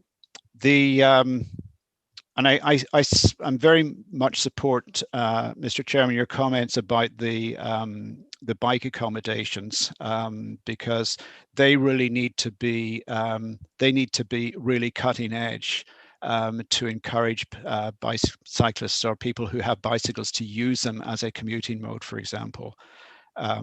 I know that I think the traffic report says that there will be bicycle accommodation proximate to the entrances, but I think they certainly need to be weather protected, and I'd suggest have other supporting facilities like these little fix-it stations that allow the amateur bicycle to do basic repairs themselves if they come down and find that their front tire is not too good before they leave for work. And then finally, related to the site layout, is the question of parking. And I'm afraid I missed the reference that Mr. Michaud had for his basis for the ITE basis for the parking ratios. I was simply looking at the ITE parking generation manual, which, as far as I can interpret, clearly calls for more spaces. And I don't in any way dispute the fact that there are many projects that don't satisfy those standards. But I think, again, maybe it's just something that needs a little bit more robust evaluation to make sure that there is adequate parking, particularly because the site is very, very auto dependent. I mean, that the result of inadequate parking would clearly be, to have the place having illegal parking on the site. I don't think parking is allowed on the roadway outside, so that isn't an option for people to park outside. But they could certainly park somewhere else than a designated spot on the site. So that's just a summary of my evaluation. And again, I appreciate the updates on this study from Mr. Michaud this evening. They've been very helpful. And I'm very happy to answer any questions. Thank you, Mr. Black, for your excellent presentation. Mr. Hill, is there, you want to have Mr. Black take questions, or? Well, I actually had a couple questions of my own to the applicant, if you would indulge me. Yeah, direct the questions to the board, and we'll direct it to the applicant. Okay, and maybe they're more comments than questions, but I guess the first point or question I had was with respect to the field measured site distance that Mr. Michaud had testified to earlier. He said that the site distance looking south and north was done by field measurements, and you know, call us skeptical on this, because Mr. Michaud says there's over 500 feet of site distance looking south from the southerly driveway. Those of us who were out there on the site on Saturday could see a crest in the hill looking south that appeared to be within 500 feet. But of course, we didn't have our tape measures at the time. So I guess I'm just curious as to what it means to have that field measured. And I guess, the way I understand it is that, to do this the right way, someone would have, a box or something that's 2 feet tall, place it in the travel lane of Blue Hill Avenue for a very short time, and then have someone stand, 500 feet south and see if in the travel lane at the approximate height of a driver in a car, and to determine if in fact you can see the object that was placed in the right of way in front of the project site. I mean, that's how I would interpret a survey to be done on this question. So I guess my question would be, was that done here? And if not, what was the process to measure that site distance? Mr. Schumer, Mr. Michaud? Yes, Mr. Chair, the method that we use is in fact very similar to what Attorney Hill points out, and that is we have a cone that is 2 feet tall that we place at the edge of travel way, not in the travel way for obvious reasons. And we actually then have a measuring wheel that is employed.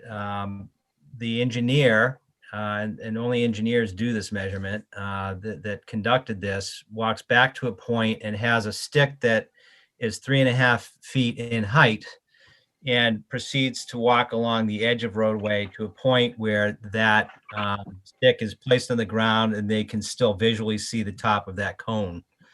At that point, the wheel is used to measure along the travel path of the vehicle, i.e. the shoulder area, from that point to where the cone is placed. And that is how we measure the in that example, the stopping site distance.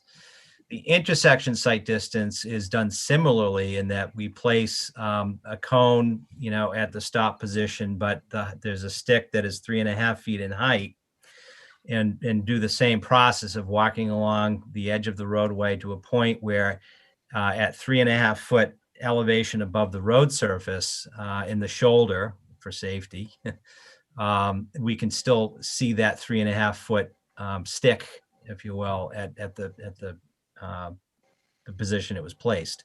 And then we proceed to measure along the travel path that same distance. So using that method indicates the values that were in those tables that I presented. Now, it is sometimes the case that we'll have that exercise augmented by having a surveyor go out and get topographic or elevation shots along the edge of the roadway, and so that we can have a so-called alternative way to show the profile of what that approach looks like, and we can actually do the same exercise using geometry and that survey information. So that exercise has not been done, but the typical exercise, the exercise that we employ on every project that we are involved with, the very first, which is placing cones, sticks at certain heights and measuring along a travel path within that line of visibility. Thank you. Mr. Hill? Yeah, my second point is on this southerly driveway, and Mr. Chairman, you raised this question as well, and I'm confused because in the traffic impact and access study on page 5, Mr. Michaud says that the southerly driveway would be exit only, and it's referred to as a secondary driveway. At the site visit on Saturday, there was discussion of actually extending that surface parking area and driveway to that southern leg so that there would be flow through traffic, enabling the temporary vehicles that Ms. Joffer references, the drop-offs and the pickups to allow those vehicles to make a one through pass rather than having to back up to get out of the project. So, you know, I'm not sure what the situation is. I feel like we're hearing Mr. Michaud refer to this as an exit that's seldomly going to be used and only for emergency access. But yet I heard on Saturday that they're likely to extend that driveway, which would make that southerly exit probably the primary exit point for the project. I'm not sure what's better or what's worse. Like I said, we're skeptical about the vertical sight distance with the crest. Obviously, that's something that can be easily verified. Anyway, I just want to make that point. With respect to the trip generation, and we are as well skeptical, I think, of the ITE manual trip generation statistics. And I did want to note, I didn't include this in our memo, but Mass DOT is actually in the process of a research project that if you actually Google this, if you Google ITE trip generation accurate, you're going to see a statement issued by Mass DOT in which they're doing currently a $120,000 study to evaluate the accuracy of these trip generation figures in Massachusetts. So sounds like that study is just getting underway, but there's an acknowledgement in this press release that the trip generation statistics are not accurate in Massachusetts, New England, or for the country for that matter. It's not saying that they're inaccurate, overestimating or underestimating, just that they're inaccurate. So I'm not sure if there's a judgment either way. But I agree. Looking at the numbers, the statistics would suggest that only 17% of the cars in this project are going to leave during that peak hour. It's hard to swallow.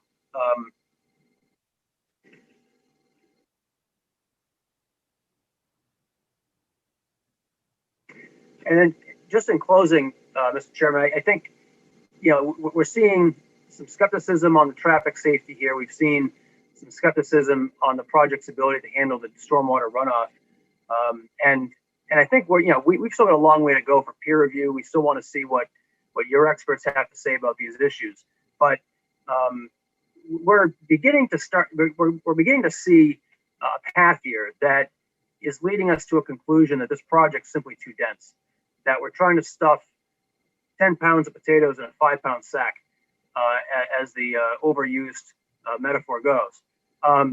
There may be an appropriate size project on this site, but at 118 units, this project's going to have a very difficult time managing the stormwater runoff with all this new impervious area. It's going to have a hard time mitigating these traffic safety impacts that you've heard tonight.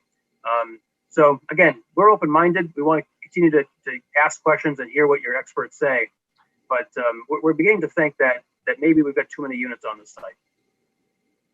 Thank you, Mr. Hill. Mr. Zawinski, is there anything you'd like to add at this point of the hearing? Oh, he has his hand raised. Let me recognize Mr. Zawinski. Thank you, Mr. Chair. I just wanted to chime in on the question of funding for the Route 138 corridor study. I defer to your expansive knowledge of the TIP process as far greater than my own. But The recently passed transportation bond bill does authorize the Commonwealth to spend at least $12 million on implementation of that corridor study. That's, obviously a first step in funding transportation projects. But that's funding that is authorized today that wasn't authorized 6 months ago, or even when the study was done. So it is moving in that direction. I think we're all crossing our fingers that gets prioritized in the tip, because I do agree it's a vast improvement on 138. And one thing, obviously, we're awaiting the peer review results as well. We appreciate Mr. Black.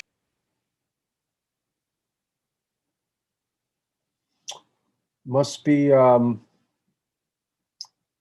maybe the connection between Milton and Dorchester may have perhaps got cut off.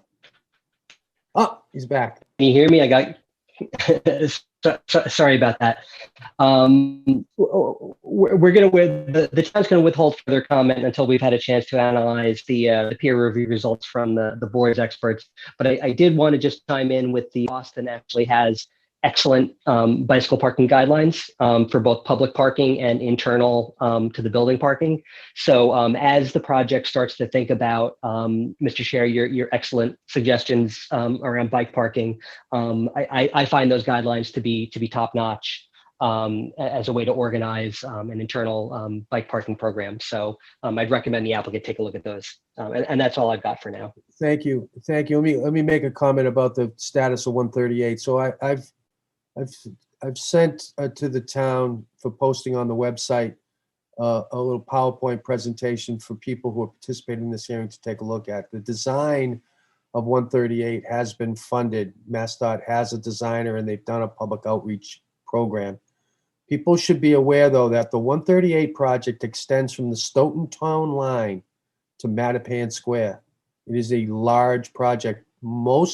Usually with a project like this, you see them be divided up into several different projects. What they're trying to do is address the cross-section thematically so that you've got certain elements trying to push, they're trying, in the case of Milton, they're trying to push a more pedestrian-friendly roadway than what we see out there today. There's been a fair bit of testimony in this hearing about the fact that 138 is a state highway, and indeed it is a state highway. And I think there is nobody who wants it to be anything but more pedestrian friendly. So you can look at the presentation. I'm sure that people in the Vos Hills Neighborhood Association and up and down the 138 stretch in Milton have participated in some of these hearings. So it's very much alive. Mr. Zawinski is correct. It's proceeding through the process. In terms of the authorization in the bond bill, that's just what it is. It's authorization to borrow money. It's not money.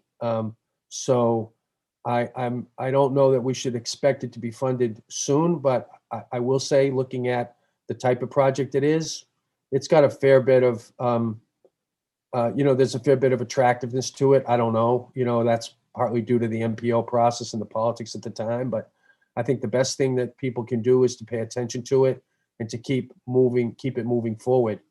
What I think this application needs to focus on is making certain that it does no harm with respect to some of the goals and objectives of that project. And with respect to that, I think David Black's point about the geometry of the entrance is very important. And the intersection of the north driveway with Vos Hill Road is very important. And that's something I'd like to urge the applicant to focus on. So that's a little bit of an explanation of how those two projects, I think, intersect, and happy to talk about that more, but it's getting late. I want to hear from some of the citizens, but thank you, Mr. Zawinski. Mr. Hill, do you have anything else? Not at this time, thanks.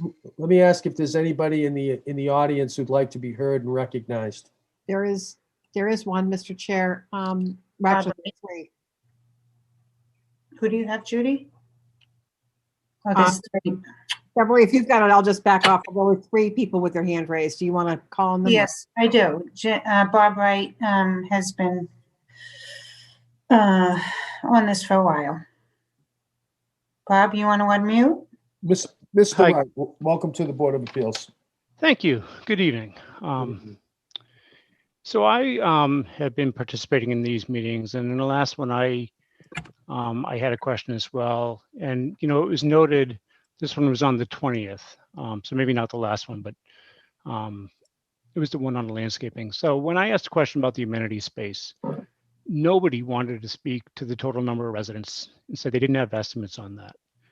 So I'm not sure how an effective incremental traffic study could be done if we don't have a firm grasp on the number of residents or the total deliveries or the ride shares. So 118 units, we thought maybe there's going to be over 200 residents. The figure of 42 trips is still puzzling. And, I think, as residents of the area, our gut still tells us that the count is pretty low. So I appreciate the answer to the question from MDM. I think Ms. Joffrey asked the question, but I'm still skeptical of the 42 number in this neighborhood. The second point was that, the consultants chose to do a traffic study on Brook Road, which is an intersection 2.6 miles away from the site, but they ignored this intersection 1/10 of a mile away, which is Robin Street, which is the path that Google Maps and Waze and MapQuest all say is the best direction to go to and from basically anywhere towards central Milton or towards Boston. So, it's an absolute cut through street at rush hour, especially in the evening. This is where most of the traffic, I believe, would be headed. So why is there no study of that intersection? Mr. Misha, through Mr. Schumer, Mr. Misha, do you want to respond to that? Sure. We're certainly going to take a look at that. When we looked at the trip tracing, the projections of where people would travel, we in fact looked at documented travel patterns in and around the area, including Robbins Street. The Route 138 quarter study, in fact, includes the data for that intersection, and all but a very small percentage of trips are actually using Robbins Street based on that study. That's the quarter study. And by what I mean by small number, of the 500 or so vehicles that are traveling north in the morning, as one example, there are 10 right turns and about the same number turning from Robbins Street. Now, that's not data that I've conducted. That's data that was done by CTPS as part of their quarter study, but it's an indicator that while Google Maps or other programs may suggest that Robbins is one potential route to get to Boston, actual travel patterns as they're documented in that study indicate otherwise. So we took that into account. The fact that we would ordinarily not look at intersections that sustain any more or any less than a 5% change in volume dictated what we looked at. And frankly, our selection of Brook Street to the north, the 2.6 miles away, was really dictated on where we anticipated the vast majority of trips would go to and then split as part of their commute. So it was a logical terminal point for us to look at. We're not dismissing the importance of Robbins Street, and we're glad to take another look at that as it was documented within the context of the Route 138 study and make some initial findings on it. But it's certainly not a location that the study itself, the quarter study, identified as a either high crash location or a high volume location as it relates to traffic cutting through the neighborhood, so to speak. Thank you. Mr. Wright? I did have one final comment regarding school buses. I noticed that I think it was our school system just recently commented on the need to provide a bus stop on either the state highway, or they recommend locating that bus stop at the intersection of Robinson 138 in order that a sidewalk should be built. So perhaps part of the Mass DOT long-term goal, even though it's still unclear on the timing and the funding, perhaps that will happen. But I certainly also believe that, a bus stop on that intersection would be, a bit dangerous and certainly cause more traffic flow issues during the weekday mornings and the afternoons. So, that's all I have.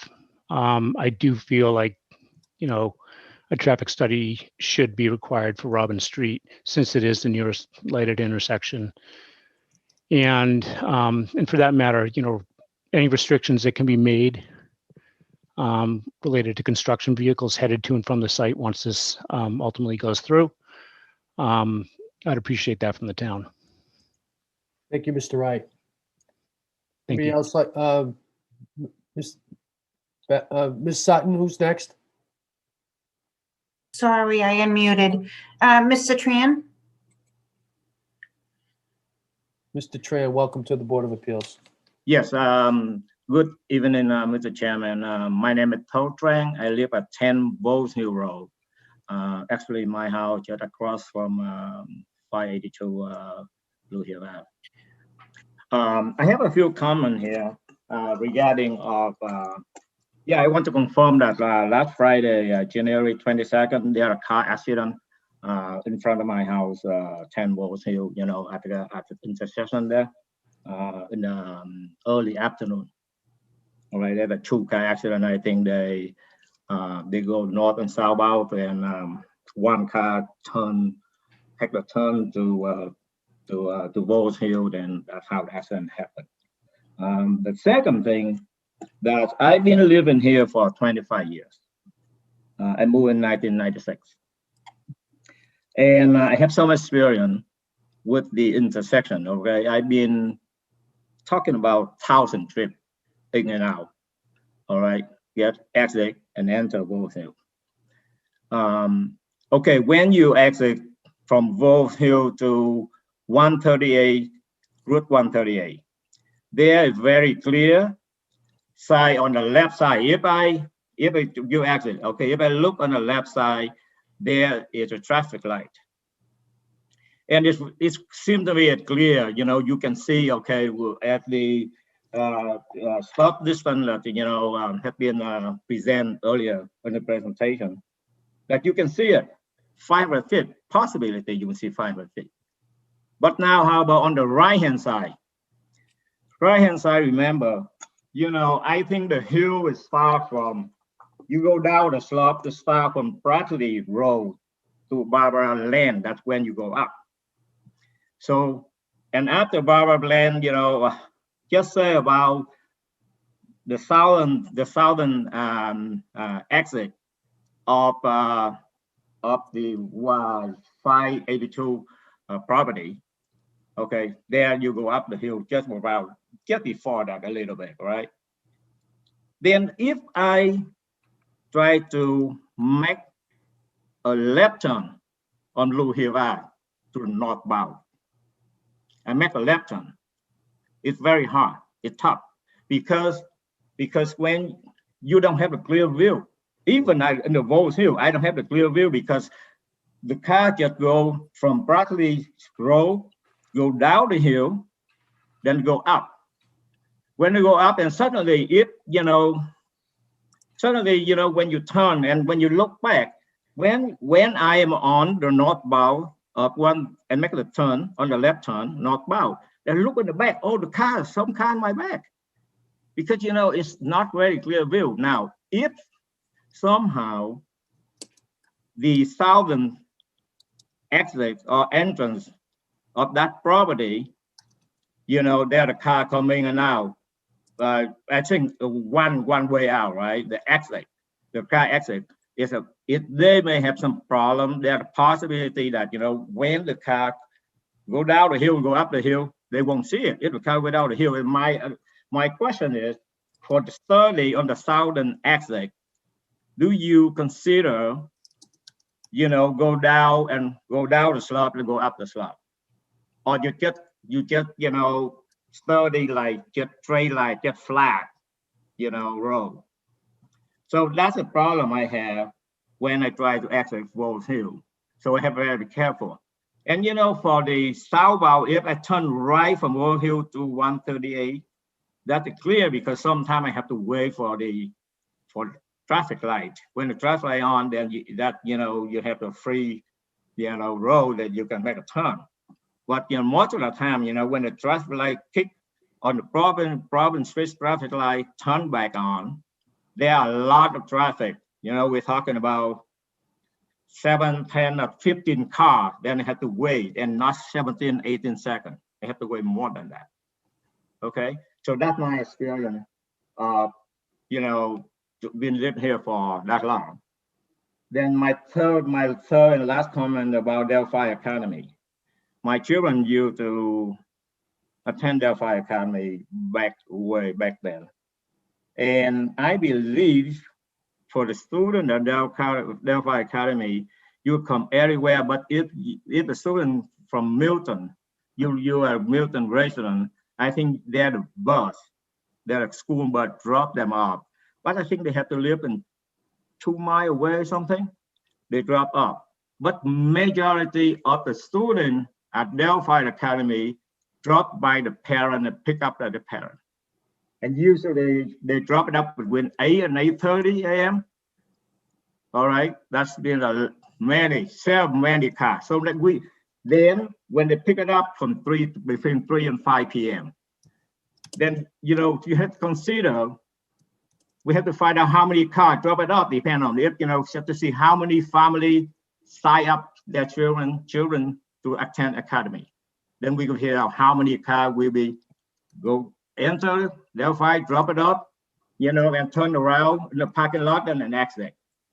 Then in the afternoon, they come back and pick them up. So every family coming back, pick up their children have to do. We're talking about 2 trips, you know, and like 4, we can say two enter trip and 2 exit trip. So I think that's all I have. Thank you, Mr. Tran. Let me note to Mr. Schumer, through Mr. Schumer to Mr. Mashad, that the circumstance that Mr. Tran described, exiting Vose Hill, heading northbound on 138, and the lack of visibility due to the crest of the hill, is repeated in the southbound exit across 138 heading south. So this came up in the site visit. I asked whether or not there was a concern about safety exiting the southbound driveway heading south on 138 because of the crest of the hill. So let me just in light of Mr. Tran's personal experience, just ask the applicant to take another look at that or a closer look at that, along with the request you earlier heard to take a look at the traffic at Robbins and Delphi and how that works in the peak hours in both directions. Okay? Confirmed. Thank you. Thank you. Thank you, Mr. Tran, for those observations. Let me ask if there's anybody else who would like to be recognized. There is Amy and Michael McGrath. Mr. Hi, McGrath. hi everyone. It's Amy McGrath. I actually just wanted to go back a little bit on we're on Robin Street, 176 Robin Street. So when you were saying, I'm sorry, whoever's from MDM, when you were saying that you were utilizing the corridor study in order to sort of see the flow of traffic on Robin Street. So the corridor study is what is, you know, whoever's doing it, I can't remember, but is looking at traffic flowing on 138 through into Boston rather than residents of Milton, correct? Or am I not understanding that correctly? Mr. Michaud. Through the chair, the corridor study that I refer to was prepared by the Central Transportation Planning Staff, CTPS. Mm-hmm. And it was published in 2018, I believe. And so the traffic information in there is relatively current. It's certainly pre-COVID count information. And it's one source that we looked at to identify what kind of travel patterns exist, whether those vehicles are traveling to Boston or anywhere else. What we see from that corridor study is that the volumes at Robbins Street at that signal are 94 to 98% of that traffic is on 138. It's not turning off onto or coming from Robbins Street. But we're going to, based on the chair's suggestion and request, we're going to take a closer look at that, and we'll be reporting back some additional information to the board for discussion. Ms. McGrath. So it just seems to me that just common sense that if you're adding 118 units with, 1, 2, 3, 4 people who are living in whatever unit, and they're residents of Milton, they're going to want to shop in Milton. They're going to go one of two places. They're either going to go left on Brush Hill Road, on Robin Street up to Brush Hill, because they're going to go to the Stop and Shop in Hyde Park, or they're going to go right so that they can join up to Canton Ave and go down to East Milton. So if you're adding if you're adding these people, they're not going to be following the exact traffic patterns that exists today. That's, I think, so I understand that you're going to be studying that, but I also just want to let people know that residents of Robin Street, including ourselves, my husband has been working with Mike Dennehy for a while because of the horrible traffic and speed condition on Robin Street.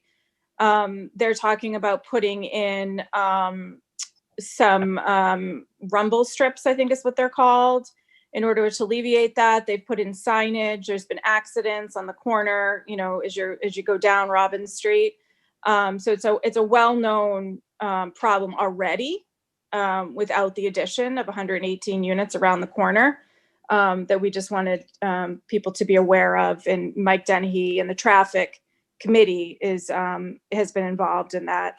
I'm just going to turn it over to my husband because he has a relationship with Corinne, who's the headmaster at Delphi, and they've been discussing the project for some time now. Mr. McGrath. Good evening. Just for the record, I spoke with the headmaster today, and probably next week, the Vos Hill Association will be getting a letter from the Delphi Board of Directors opposing the project. So that should be made well aware. I'm just blown away by the traffic study and the north curb cut, which is going to be an exit and entrance that close to Corinne's curb cut, where she has approximately 150 students. And then when I talk to her about the retaining wall, it's something where she first asked me, will they need to be on my property to do this work while my teachers are parked here? I'm having school in session and recess. To say the least, that she's very concerned about her school and students via COVID. And now with this, it's very stressful for her. And I guess on my last note would be, we talked, I forget who was talking about the T-turn for a fire truck. So is Mr. Burke still on? No, he wasn't on. Oh, I thought I saw his fit. That was traffic. earlier. I'm trying to figure out just the distance. I guess I'll bring a tape measure for the Saturday meeting in regards to the installation of the wall and the true traffic, or how a fire truck sounds like it's not going to be able to get to the back, nor would they have to. So does that mean if they're going to try to get to the back to extend a ladder, do you think the best option would be to go right through the Delphi school to the back? So everyone have a good night, and we'll see you on Saturday. Thank you, Mr. McGrath. You're welcome. Anybody else would like to be heard? Jamie or Patrick Mulligan?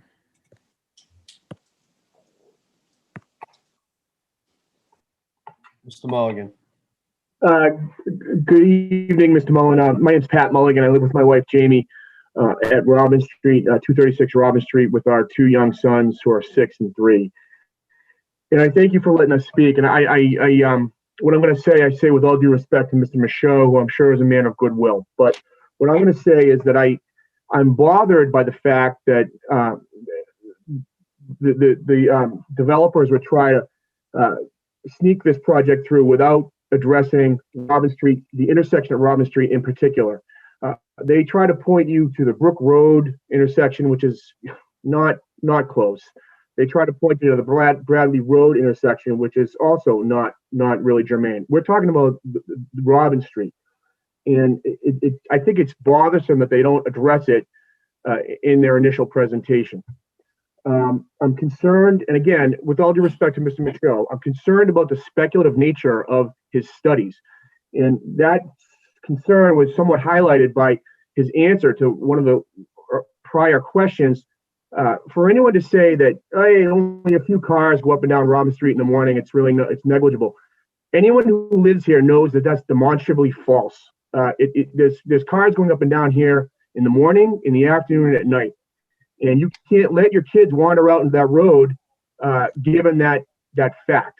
And it concerns me that these studies have been proposed to you in that manner when the residents of this street in the surrounding streets know it's not true. And it's not just a little bit untrue, it's a lot untrue. And I would just finish by saying, again, with all due respect to the developers and their agents, I would like the board to be somewhat aware of the vague language they've been using throughout this presentation, not only regarding traffic, but regarding all of the other features of it. Yeah, we'll look into that. Yeah, maybe we're gonna sort of look at that too. It's our concern that this thing goes through, and then some of the things they're promising, like the trees and the gardens, they're gonna pay homage to the gardens. Well, in 10 years, yeah, we tried, but it didn't work out. And those are the concerns that those of us on Robin Street and the surrounding areas have. And I'll cede to you folks, but I do thank you for letting us speak. Thank you, Mr. Mulligan. Anybody else like to be heard? Stephen Howard. Mr. Howard.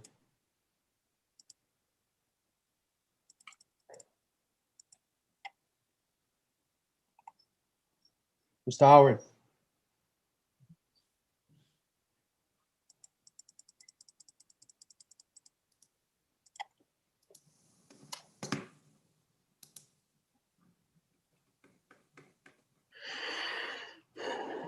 Maybe it's a problem with his video.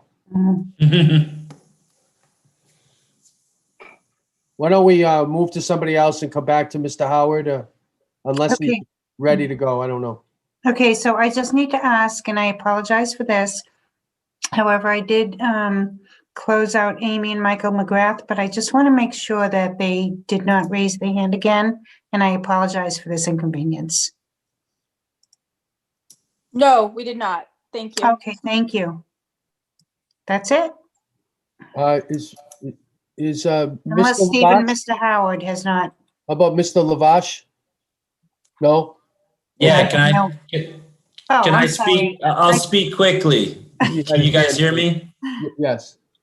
All right. I'm gonna probably echo some of the same testimony as my neighbors.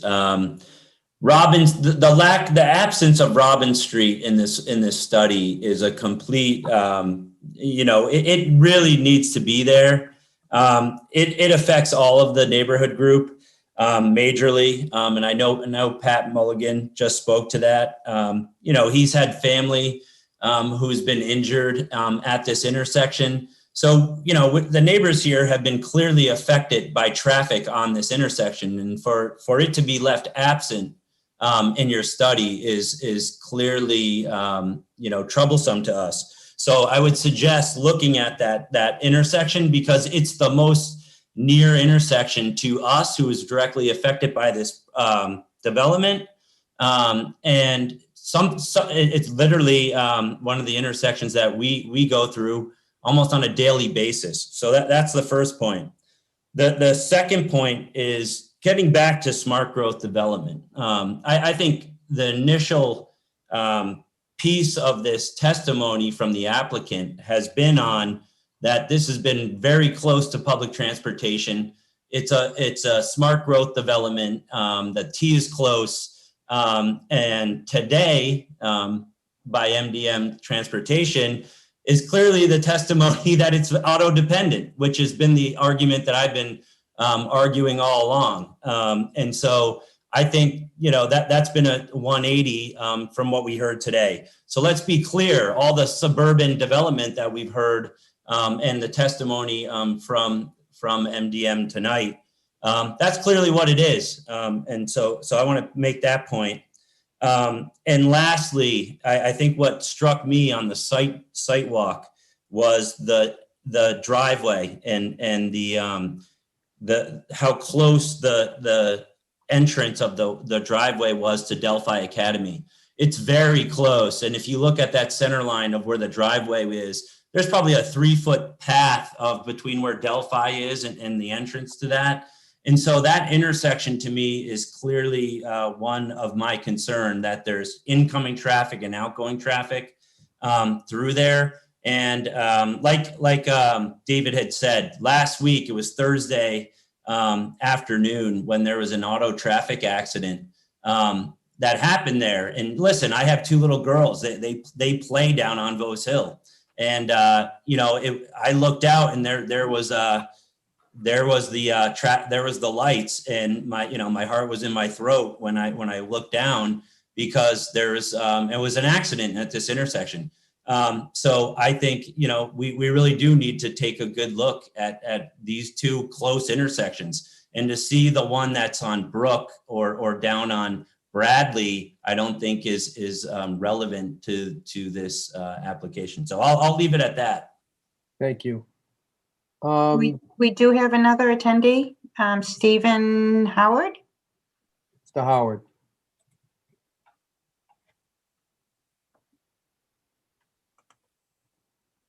Yes, good evening.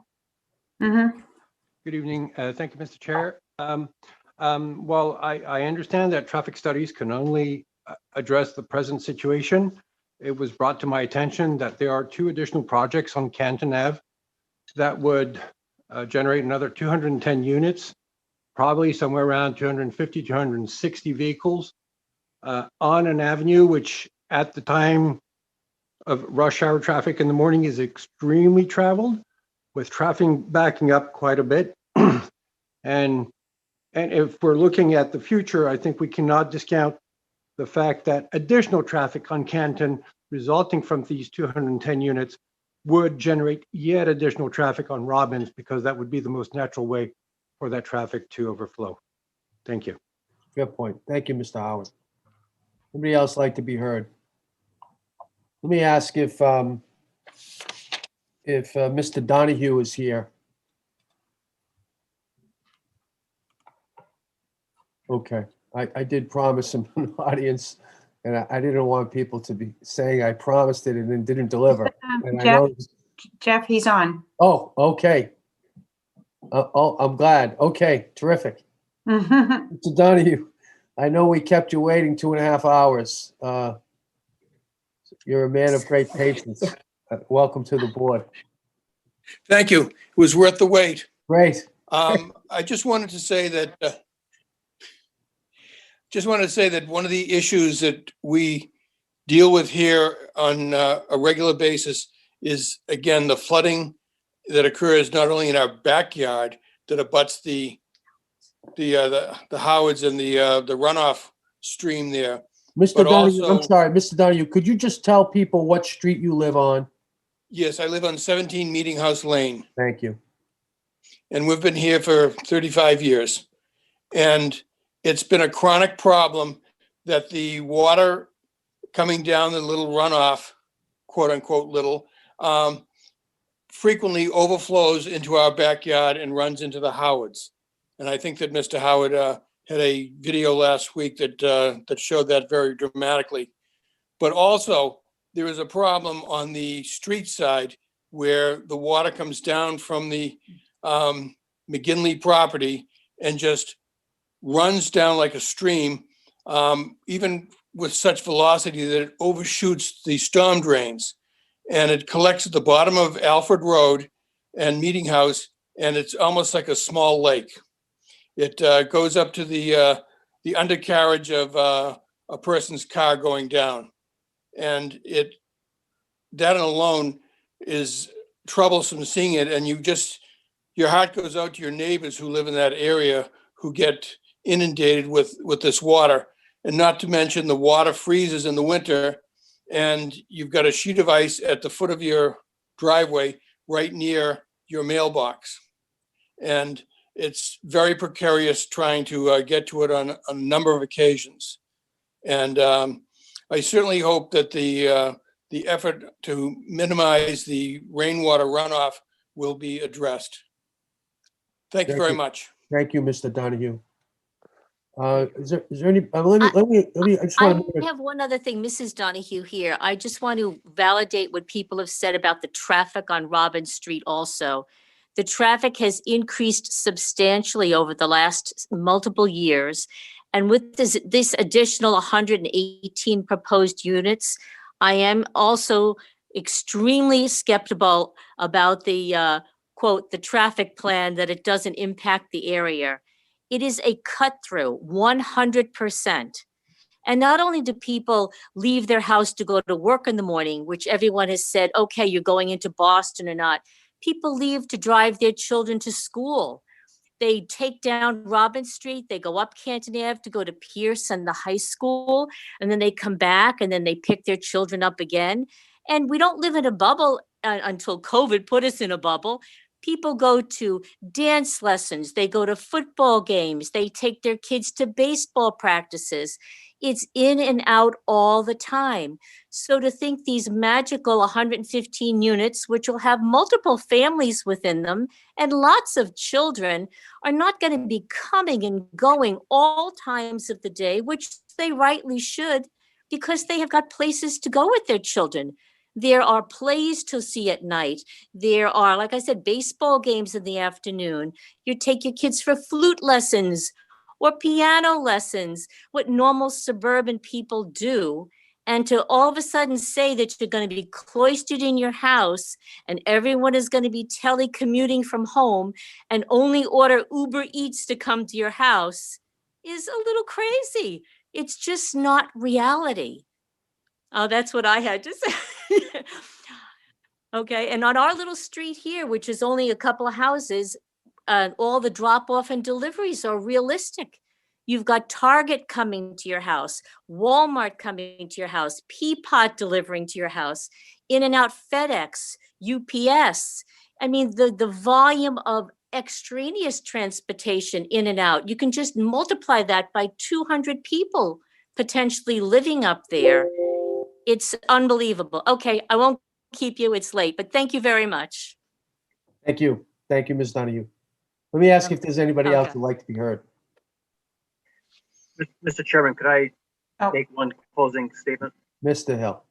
Thank you. I know you have a checklist of homework assignments to the applicant. Among them, I think, was to look at the Robin Street intersection. Correct. I would like to ask through the chair if the applicant could address Mr. Black's suggestion that the applicant provided a detailed sightline analysis to be performed based upon an accurate survey plan, horizontal and vertical, including the construction of standard sightline triangles and layout information demonstrating the existing visibility constraints and how they may be addressed. I know that Mr. Michaud had provided a couple slides, but I don't think that's completely what Mr. Black was suggesting, and so we think it's an appropriate level of detail to be provided to the zoning board at this stage.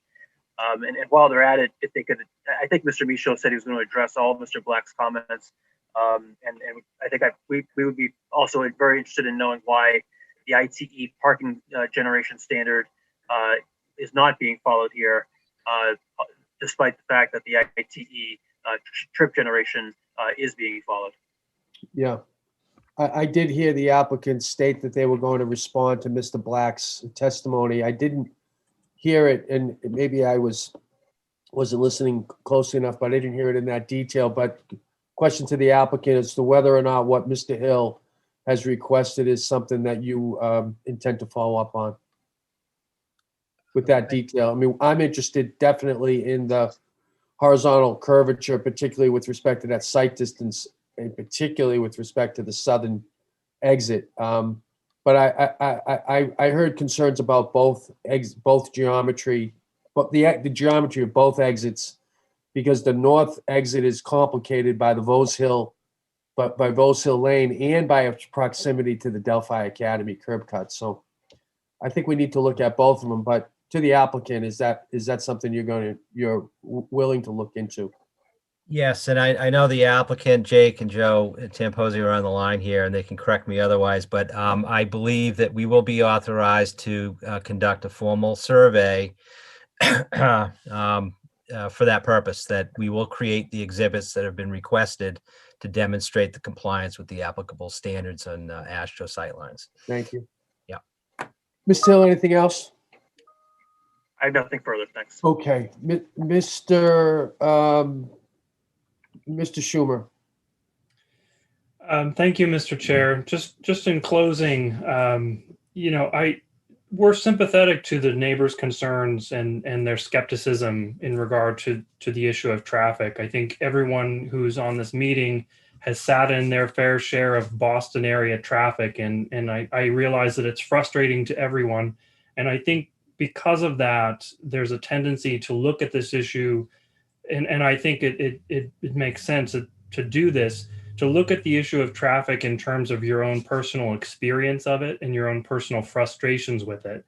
And what I would urge everyone who's listening is to bear in mind that of the 50 or so people who are on this call, only 3 people are traffic engineers. And these gentlemen are experts in their field, and they're looking at this not through the prism of their own personal day-to-day frustrations with traffic, but with large-scale statistical analysis of how roadways function, how traffic functions, how parking functions, and how safety is something to be dealt with on a site like this. I would also add that I'm very much looking forward to hearing from the town's peer reviewer, who I believe is Jeffrey Dirk from Van Ass and Associates. He's excellent in his field, and I think that he will provide a lot of good feedback in terms of our traffic report. And I hope that his comments, together with the comments of Mr. Michaud and Mr. Black, whose feedback we very much appreciate tonight, I'm hopeful that these 3 gentlemen will be able to convey to the board and to the members of the public that there is a science to this, and that there's a method to what they're presenting to you that may not make intuitive sense, because this may not be the way that you look at traffic, but the way that experts look at traffic is very much different, and there is a science to it, and it bears out confirmation, as Mr. Michaud explained, that when a project like this is presented, it may seem speculative, but when you go back after the project is permitted, almost without exception, projects like this end up generating less traffic than what was actually projected. So that's all I have to say in regard to that issue. I think that Mr. Dirk's comments will be very helpful. Thank you, Mr. Schumer. Let me ask the members of the board if they've got anything they want to add at this time. Thank you, Mr. Chairman. Nothing from me. Mr. O'Brien. Thank you, Mr. Chairman. Nothing here either. Ms. Barrett, is there anything you'd like to add? Not at this time, Mr. Chair. Thank Let me you. make a couple of comments. I appreciate the comment, Jesse, Mr. Schumer, about the difference between the traffic engineers and the people who live there. But this is actually a pretty unique site in Milton, in that you'd think that people are actually heading into town, and therefore the AM peak would be showing a higher volume heading toward Mattapan Square. But the reason why it's divided is there's an equal number headed for 128, and I think you really get quite a mix of people in terms of their origins and destinations, and I think Robbins Road plays a key role in the distribution of that traffic, because a number of people are neither going into town or heading to 128 and are really trying to get to Canton Avenue so they can cut through the Blue Hills to get to Quincy, for example. I think the O&D here is I don't think the site is that complicated. I think the O&D is fairly complicated. And what I'm hearing from the neighbors rings true with what we looked at as part of the traffic mitigation study for the town. So it's worthy of another look for sure. That's one point. The other couple other points. I'm a believer in MassDOT's concern about the way people move in today's environment, not just due to the pandemic, but overall, and what that's doing to the ITS trip gen estimates. So I'd be interested in whether or not you could project what kind of cushion you have in your numbers, and at what point would we see a level of service degradation on the main line. I wasn't, certainly compared to the projects that, we're familiar with. I don't think that there's a large trip issue here. But I'm interested in, even if the trip numbers are off, how much cushion is there before you start to get, worse service on the road? I think that might be helpful to instruct people about issues about, trips from Peapod and Amazon, et cetera, and how many that's going to add, particularly when, I heard the testimony today on not taking advantage of the MBTA, but there's no question that the site has been promoted as a smart growth site and as a site where you want to take advantage of the MBTA and other transportation options. I do too, and I know the town does. I just don't see that opportunity. So lastly, you asked for some feedback on the parking. I think ordinarily, good planning would be, and I'm sure that the town planner, Mr. Zawinski, would reinforce this, that we want to see less parking. But I'm concerned that less parking here is just going to make more of a mess, because people really don't have good options. So I think you need a reasonable amount of parking to accommodate the units.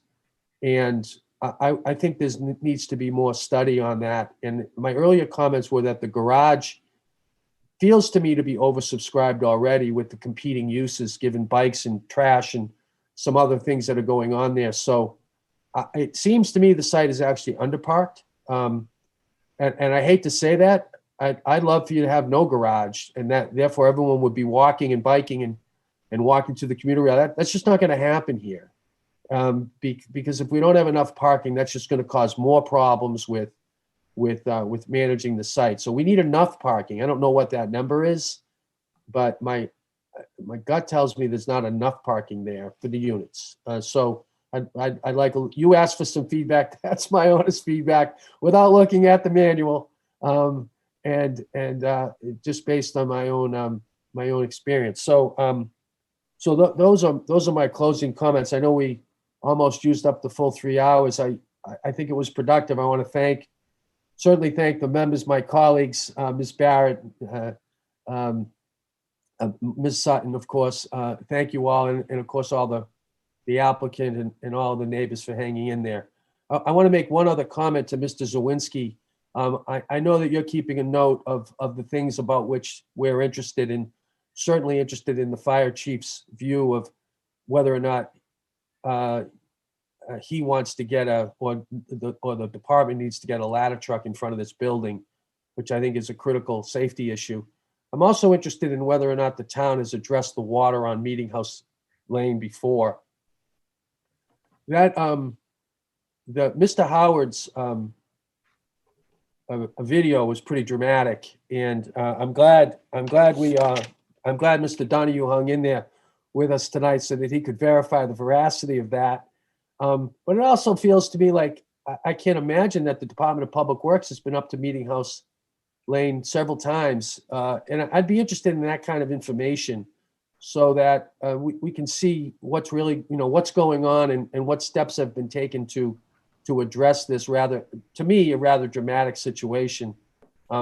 Because while I heard it happens intermittently, I do feel like we've got more extreme weather events coming. And my sense is, and I think we've heard from the neighbors, that this happens all too frequently. So I know that wasn't traffic and safety, but I did want to just tie that up in light of Mr. Donahue's comments. So unless there's more to add, I'd like to call for this hearing to be recessed, to be reconvened next Tuesday evening at 7 o'clock, where we'll hear from the applicant on project finance and perhaps the beginning of a discussion about the waivers of the town bylaws that it has requested. We'll see you folks. So recessed. We'll see you Saturday at 10 o'clock and perhaps on next Tuesday. Thank you very much.